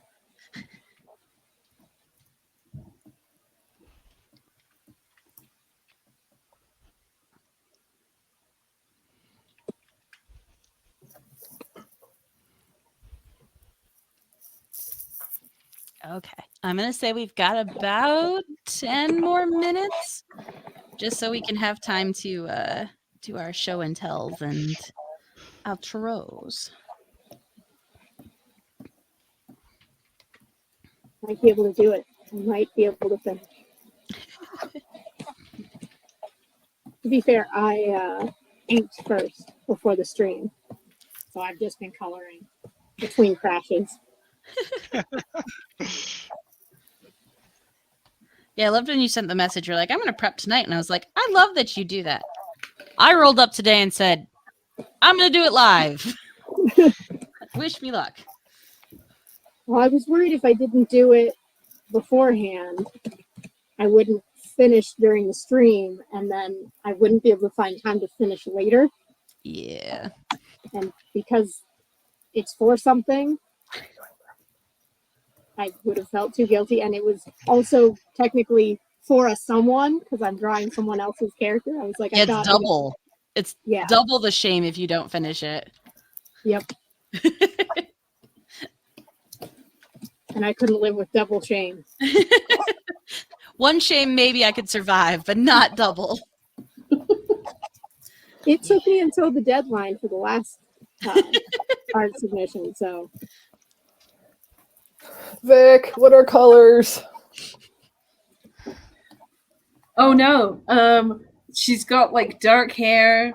She's like pale. I think the uniform is probably like a deep red blazer and a sort of like whatever makes sense in terms of like the skirt. Think very like prep school kind of college vibes. So it's not just like any college. This is important people college, you know, like snobby stuff.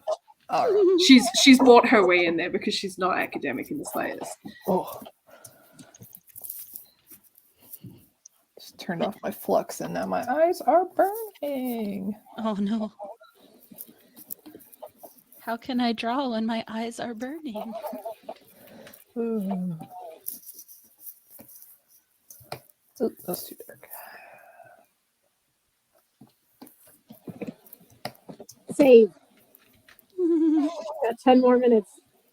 anything could happen. That would be the worst, wouldn't it?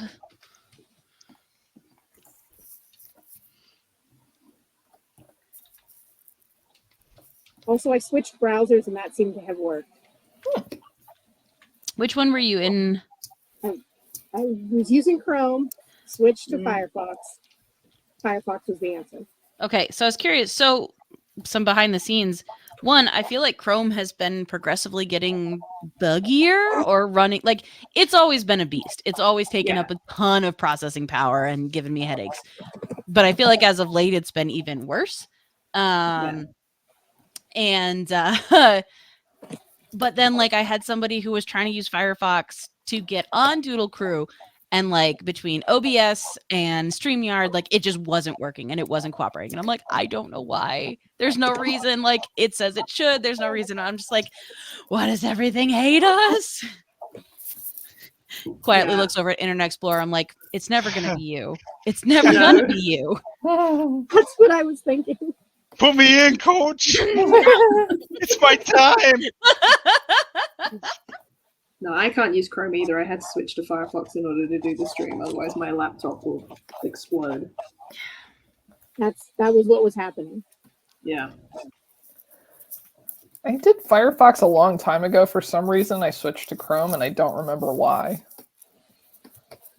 But now that, I don't know. Maybe I'll go back to Firefox. I was running into some of the like plugins that I really like weren't working on Firefox. I almost want to say like my ad blocker wasn't cooperating as well, and I'm just like, I'm not going back. I'm not. You can't make me watch ads. I won't do I'm it. accustomed to a certain lifestyle. Seriously. I'm like, I'm a pretty simple woman, but this is one bridge too far.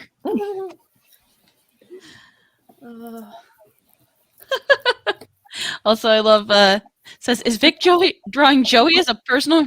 Nope, as a person Pokemon trainer. There we go. It does have Joey vibes. I don't know.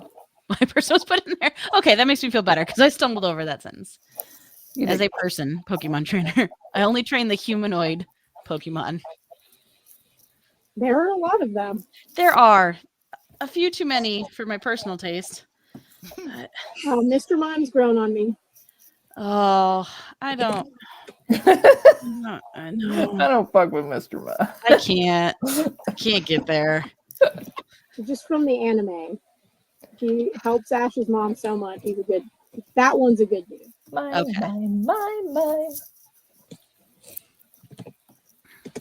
Especially in like the Alolan anime. Is that the one where he's blue and white? Yeah, that's Galarian. Okay. Mr. Mime. Because that one was like, oh, okay, I don't hate those colors as much. But then he moved, and I was like, nope, still hate it. Nope. Nope, I'm out. It's still bad. Still bad. He is a lot creepier, I think, than the original Mr. Mime. It's emotion. Like, I don't want to say it's the clog dancing, but it's not the clog dancing. Yeah. Oh no. I don't hate Mr. Mime as much as Jinx though.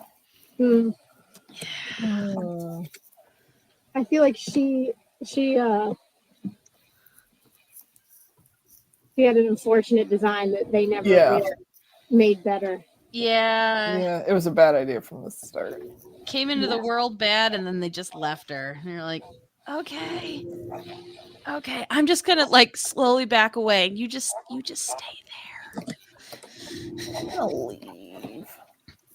I don't know enough about Pokemon, so all of this is fairly out of context, so it's great.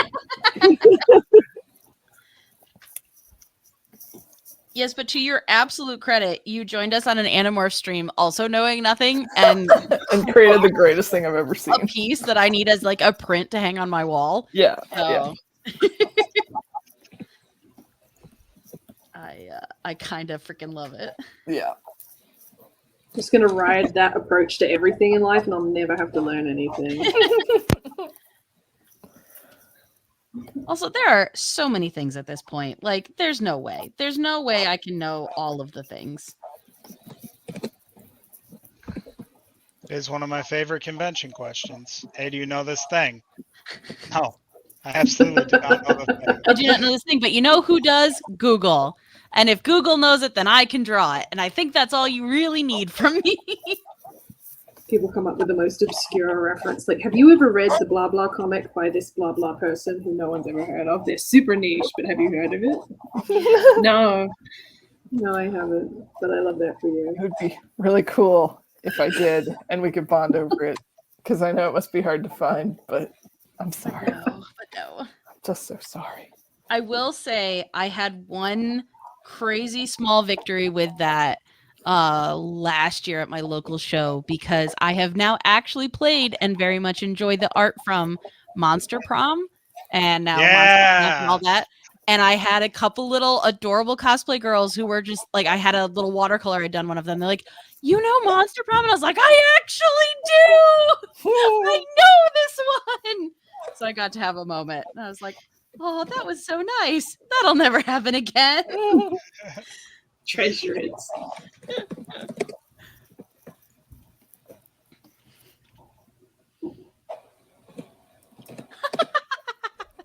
Oh, Older and Dumber saying, Arceus has a plan for everyone.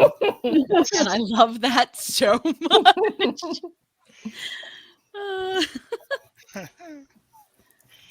Oh, so good. I meant to ask if anyone had had a character that tragically died in game, like for real's dead. Oh, for real. No, but we did have a whole side campaign that caused us all deep emotional damage. Oh no. Well, who hasn't had one of those? Yeah. Just a little one. Just a little bit. Just a little ouchies. Fucking Austin. There was, so it's not tragic, I think, in the normal way, but there was a terrible campaign that I was a part of with one of my early like introductions into tabletopping and all of that, and I was playing in a Star Wars world, and unfortunately the DM wasn't great at, I think, managing expectations and kind of good with character interactions, and it got really bad and none of us were having fun. And at a certain point, one of the characters collected us all in his home, and he threw in a thermal detonator and killed all of us and ended the campaign. Wow. Yeah. So we went out full like explosion blaze of glory, and it was like, okay, we're gonna stop playing now. Oh my god. Was that back in AIP? It sure was. Because I remember we had a conversation about if you were a Star Wars character, what would you be? And someone said, why wouldn't you be a Twi'lek? And I said, because all the males would look like Bib Fortuna. That's how I remember when you played that game. Yep, because I did play it. I played a tiefling, and we were on Tatooine, and the DM was like, okay, you're basically sold into slavery, so you can earn money for the party, and that's about it. And so that was my role play, was making money for the group while they did adventures. And I was like, wow, this is the most fun as my first time ever playing a role-playing game. Fantastic DM. Yeah. What was the motivation for that?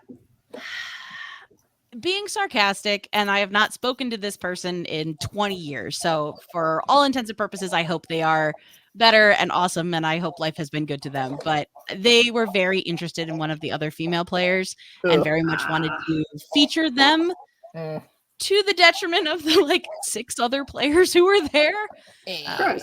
So bummer. Not bummer. Great. Yeah. But I cut a tiny little bit of slack because, you know, we're 19 and at college, and, you know, it is what it is. But yeah, it wasn't great. And like, I love that as my, like, I think I told this on Guild of Granddaughters, like, that was my very first time ever playing. And they're like, why did you come back? I'm like, I don't know. But I'm so glad I did. Yeah. Oh, Toledo. Yep. But yeah, see? Hunter, if you're ever down on your skills, nope, could be so much worse. The bar is lower than you think. Yep.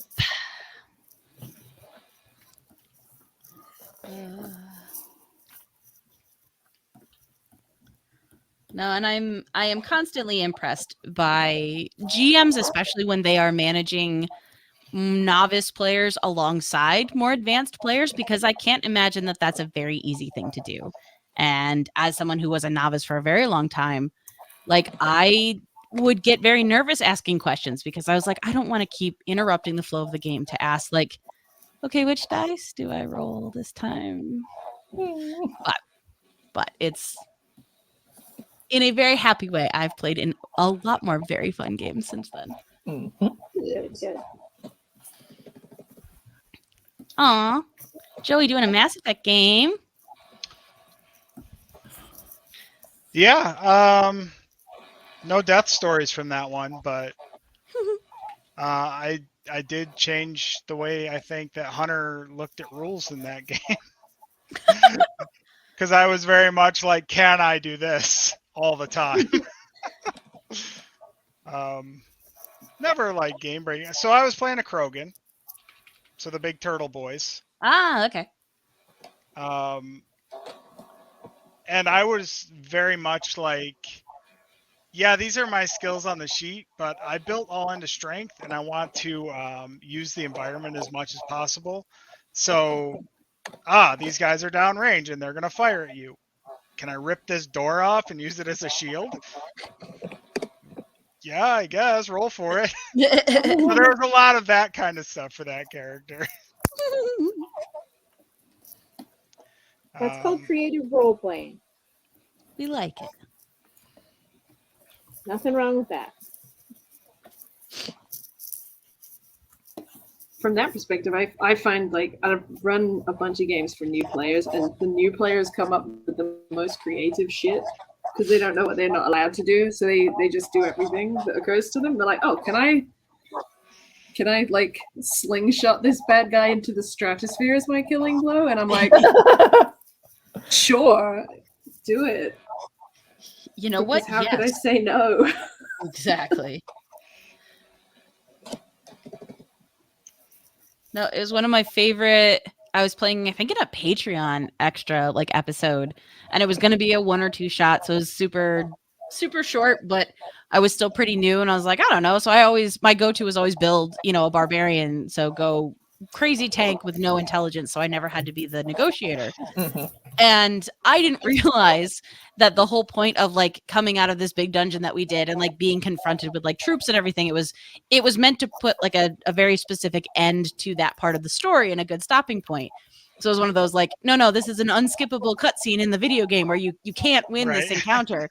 But I didn't know that. So like they'd taken all of our weapons. So I did a very similar improvising thing where I just picked up another person and used them as my weapon. Yes.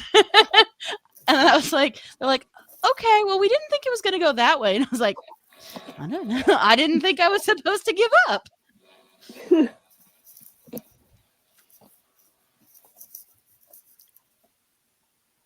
There's nothing better than using an enemy against his friends. I enjoy it. Why are you not doing what I'd like you to do? Mm-hmm.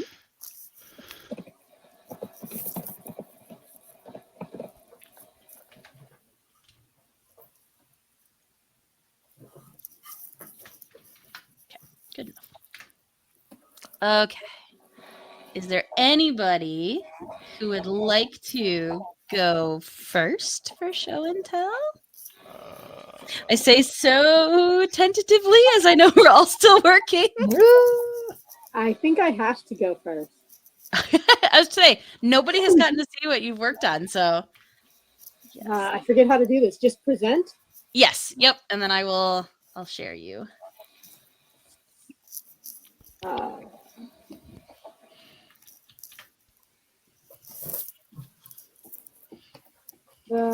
Select window or screen.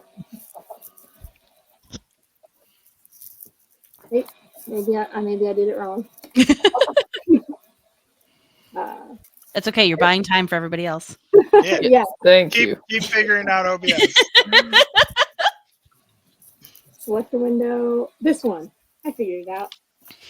There we go. Yeah. Oh, so excited. Look at the baby. That's I want so to highlight good. Yeah, that's his fire. glorious mullet. Oh Uh, my god. I We love talked about it. it. The attitude though.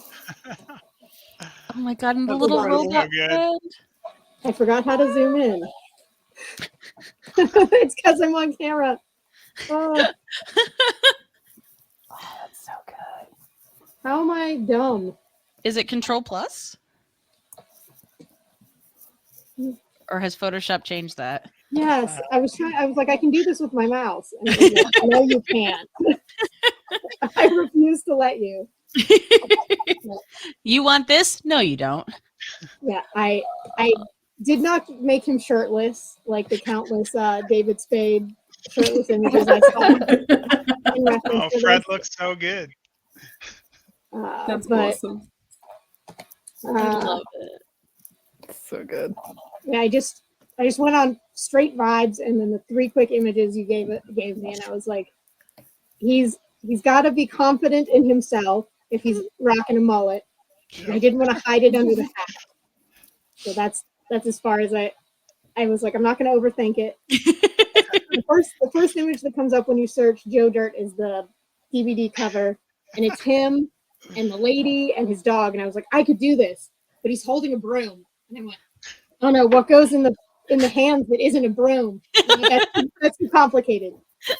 I give up. I'm just drawing him, not his lady friend, not everything else. I can't do it. So valid. That It's is fire. so valid. I love it. It's Heck very yeah. good. Hey, where can people see more of your art? On my website, I guess. What is that? SarahWillDesign.com. I promise I will update it soon. I have new videos coming up.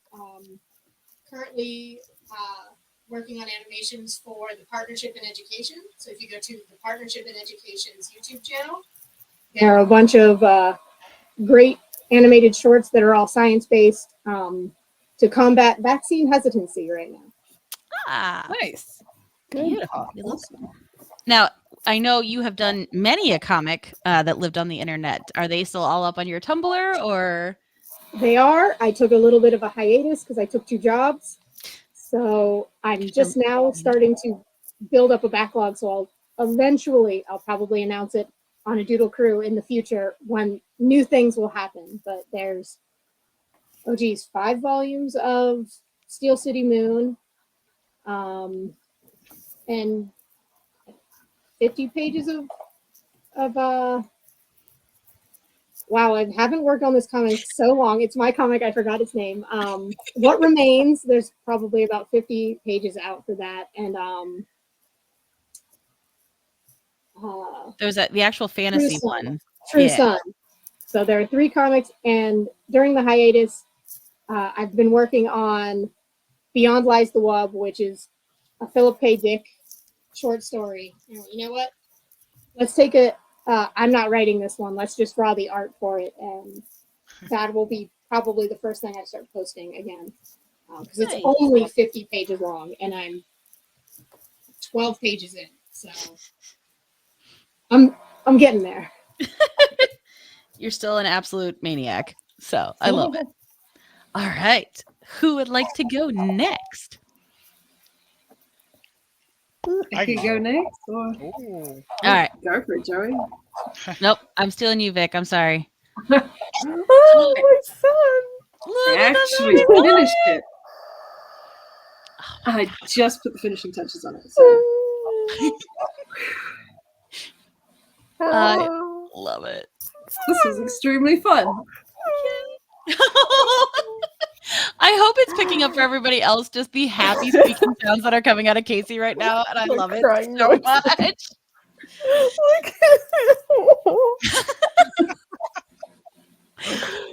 Can you zoom in? I want to see all the details. Oh, yeah. His beautiful face. Oh, Look at look at him. his terrible little stomach.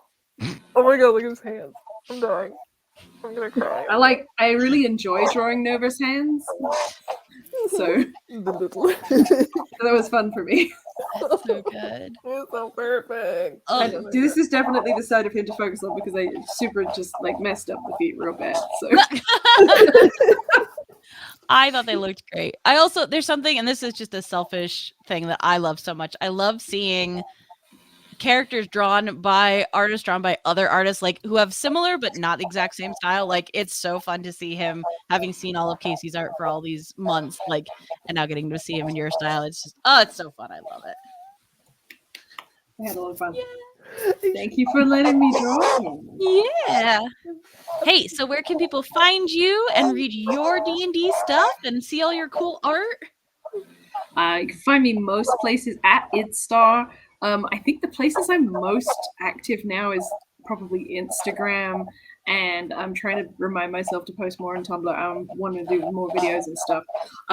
You can check out my comic at dragoons.com, which is my D&D comic, actually based on our actual real game that we've been playing for years.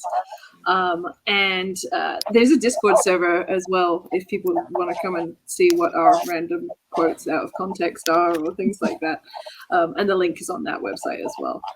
And yeah, on Twitch as well. If you want to come hang out, it's Star on Twitch, like most things. Yeah. Yay! I love it so much. I'm so happy. All right, Joey, all you. I'm so ready. me? I have been so patient. I've been patient long enough. I've been patient long enough. Look at my baby girl! That's awesome. Beautiful eyes. I love her so much. Look at her little raccoon friend. It's so good. Oh, she's so sweet. I know. It's perfect. I love it. Thank you, Joey. Oh, you're very welcome. I'll get some color on it before it's all said and done. Yeah. I knew I wasn't getting to it tonight. No, but if we can get to any point of like kind of finished, I think it's an incredible win. No, she's so fun. I love it. Also, now I'm absolutely gonna steal from you and draw the quote unquote antlers like you do, because that looks a lot easier than the mess that I kind of threw at you. I like it. Look at them shapes. I know. Oh, she's so cute. Actually, they were fun to ink because it's all organic, so you don't have to worry about the lines changing size. Yeah, there's not a single part of her that is like mechanical or precise. Because nope. No, I love it. Yay! Well, hey, where can people find you, follow you, support you, see more of your cool live play stuff? Sure. First of all, for the live plays, you're going to want to check out Older and Dumber. We also have a podcast that drops new episodes every Friday, but the live plays are Wednesday nights. We're switching over from Starfinder to D&D 5e. So we just finished up one campaign. We're moving to a new one. It's a perfect time to jump on. And you'll be able to catch up on the D&D campaign on YouTube. What else? Oh, you can find me everywhere on the internet at Slutty Mage. Safe for work, not safe for work. I do both. And I'm currently on Patreon if you want to support me, but I don't know how much longer that's going to last. Yeah, make sure you follow them so whenever we decide where we're landing after all this nonsense, you can continue to support. Yeah, so fun. So fun. All right, Kaycie, are you ready? I suppose. Yeah, let's do it. I have a big canvas. I totally guessed on the colors. No, you nailed it. Oh. Yay! There she is. This is her. This is spot on. That's fantastic. Oh, I love it. This is like Look at Christmas. Paul. Look at Paul. Oh, I love Paul. Oh my she's god, so this is fun. fantastic. I love the little detailing too you did on the trim of the jacket. And her hair is magnificent. Oh my god, It's so good. Ever to get the shape that I wanted. It was like shooting over here to the opposite side, and I was like, this isn't working. So I swooped it back around. Yeah, it was like shooting this way. It's good swoops. Good swoops. Yay! So fun. Yay, I love it. All right, Kaycie, and where can people find you and your live plays and your comics and all your things? I do so many friggin' things. You should go to my linktr, linktr.ee/KCD Studios. You'll find so many things that I do there. I'm doing friggin' art. My main squeeze is a webcomic that I make and draw. It's called B-Side You. It's gay music, romance, forbidden romance in the early 2000s. And that's free to read on my Linktree. I also have a Patreon that you can support if you like the comic and you want to see early access pages and support me making that. If you don't like anything I draw, you can also listen to my voice on Animorphs Anonymous. Talk about Animorphs, and we're doing the Gone series by Michael Grant right now because we ran out of Animorphs books. I do Animorphs streaming with Emily. Occasionally, you should follow twitch.tv/Animorphs Anonymous, I think it is. Mm-hmm. And then if you are interested in the Late Starters world, you should check out Late Starters. It's a super fun Pokemon tabletop RPG that we do, and it's like one of my favorite things ever. So you should totally check it out. Yeah, and then on my Linktree, I also have a shop. I do like stickers and shirts and all sorts of stuff with my art on it. So that's just so many things. It's so many things. Nope, that's kind of the theme. It's kind of how we all roll. It's just do all of the things. Mm-hmm. All right. Okay. Move me. Great. Here we go. Here we go with Juniper. She's almost done. She's not fully done, but yeah. She looks so innocent and pure. Yay! So cute. You never know the horrors. And she won't tell you. Nope. Too bad I can't talk. I'm a bear. I'm a bear. No, she's super fun. I like it. I want to do more with the wild shape stuff, but also I was like, how can I kind of draw animals, but not really draw animals? So yeah. I like her. She's fun. She's very, very fun to draw. So thank you for letting me play with your character. Love her. Thank you. I like that freaking hand. I'm a maniac. I said no animals, but let's do hands. Can't be stopped. Yeah. If you want to follow more of my stuff, I am at a Swan named Emily pretty much everywhere on the internet. I tried to snag all of them. I'm on Blue Sky. I'm on Kara. I am technically still on Twitter. I don't ever go there. Still on Facebook. Still on Instagram. It's weird. Oh, yay. I'm glad it's been such a wholesome episode. That's what I wanted. But yeah, I do a whole bunch of stuff. You can, like Kaycie mentioned, you can currently listen to me talk about Animorph books on Animorphs Anonymous. We do stream that live. It also gets downloaded into the Animorphs Anonymous podcast. For those special episodes, you can find me once in a while on the Surprise Attack Book Club podcast, where we also read YA Lit and talk about that. I am currently guesting on the Late Starters podcast. So if you want to meet Nova, my character there, they are letting me play around in the Pokemon world, which is very, very fun. And I like a lot. If you don't want to hear me do any wacky stuff like that, but just talk to my friends, you can check out the In Addition podcast, which is just a chat show. We will be doing our Prepare for Dragon Con type of stuff coming up on episodes that are going to drop soon. And if you want to see me in person, you can see me at Dragon Con live playing DnD. So I will be there. Also, if you are not able to make it to Atlanta, because we are awesome in the digital media track, those panels will be streamed. So if you follow Dragon Con Digital Media Twitch, there are two different channels because there's two different panel rooms. So you can actually watch the panels live. And there's somebody who monitors the chat. So if you want to see what we're doing down there and are unable to do it in person, we love the support there. Also, make sure you check out Quest Master, which is the D&D Pungeon adventure that I was talking about. And while you're over on YouTube, you can check out all of the Doodle Crew episodes that get posted, they're separated by season. So if you want to watch different seasons, they're all labeled language and content. Just read the description.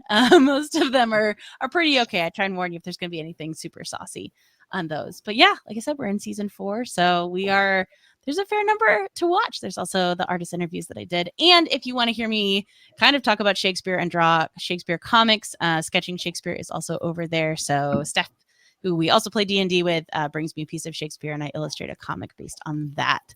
And maybe someday I'll finish those and post those for public consumption. But today is certainly not that day. But someday, if you bug me about it, maybe I'll get off my butt and do it. But yeah, you can follow Doodle Crew all across here in the internet at Doodle Crew Draw. It's where all the art posts. If you have any questions about any of the artists, we try and keep that link tree updated if you want to contact them and you did not catch it here live in the stream with all of that. Also, a good place to reach out if you are curious about commissioning any of the artists or want to support them in any different way. We love that. We love artist support. And we love all of you. Thank you so much for hanging out. Can't wait till we see you again next time, adventurers. Woohoo! Bye.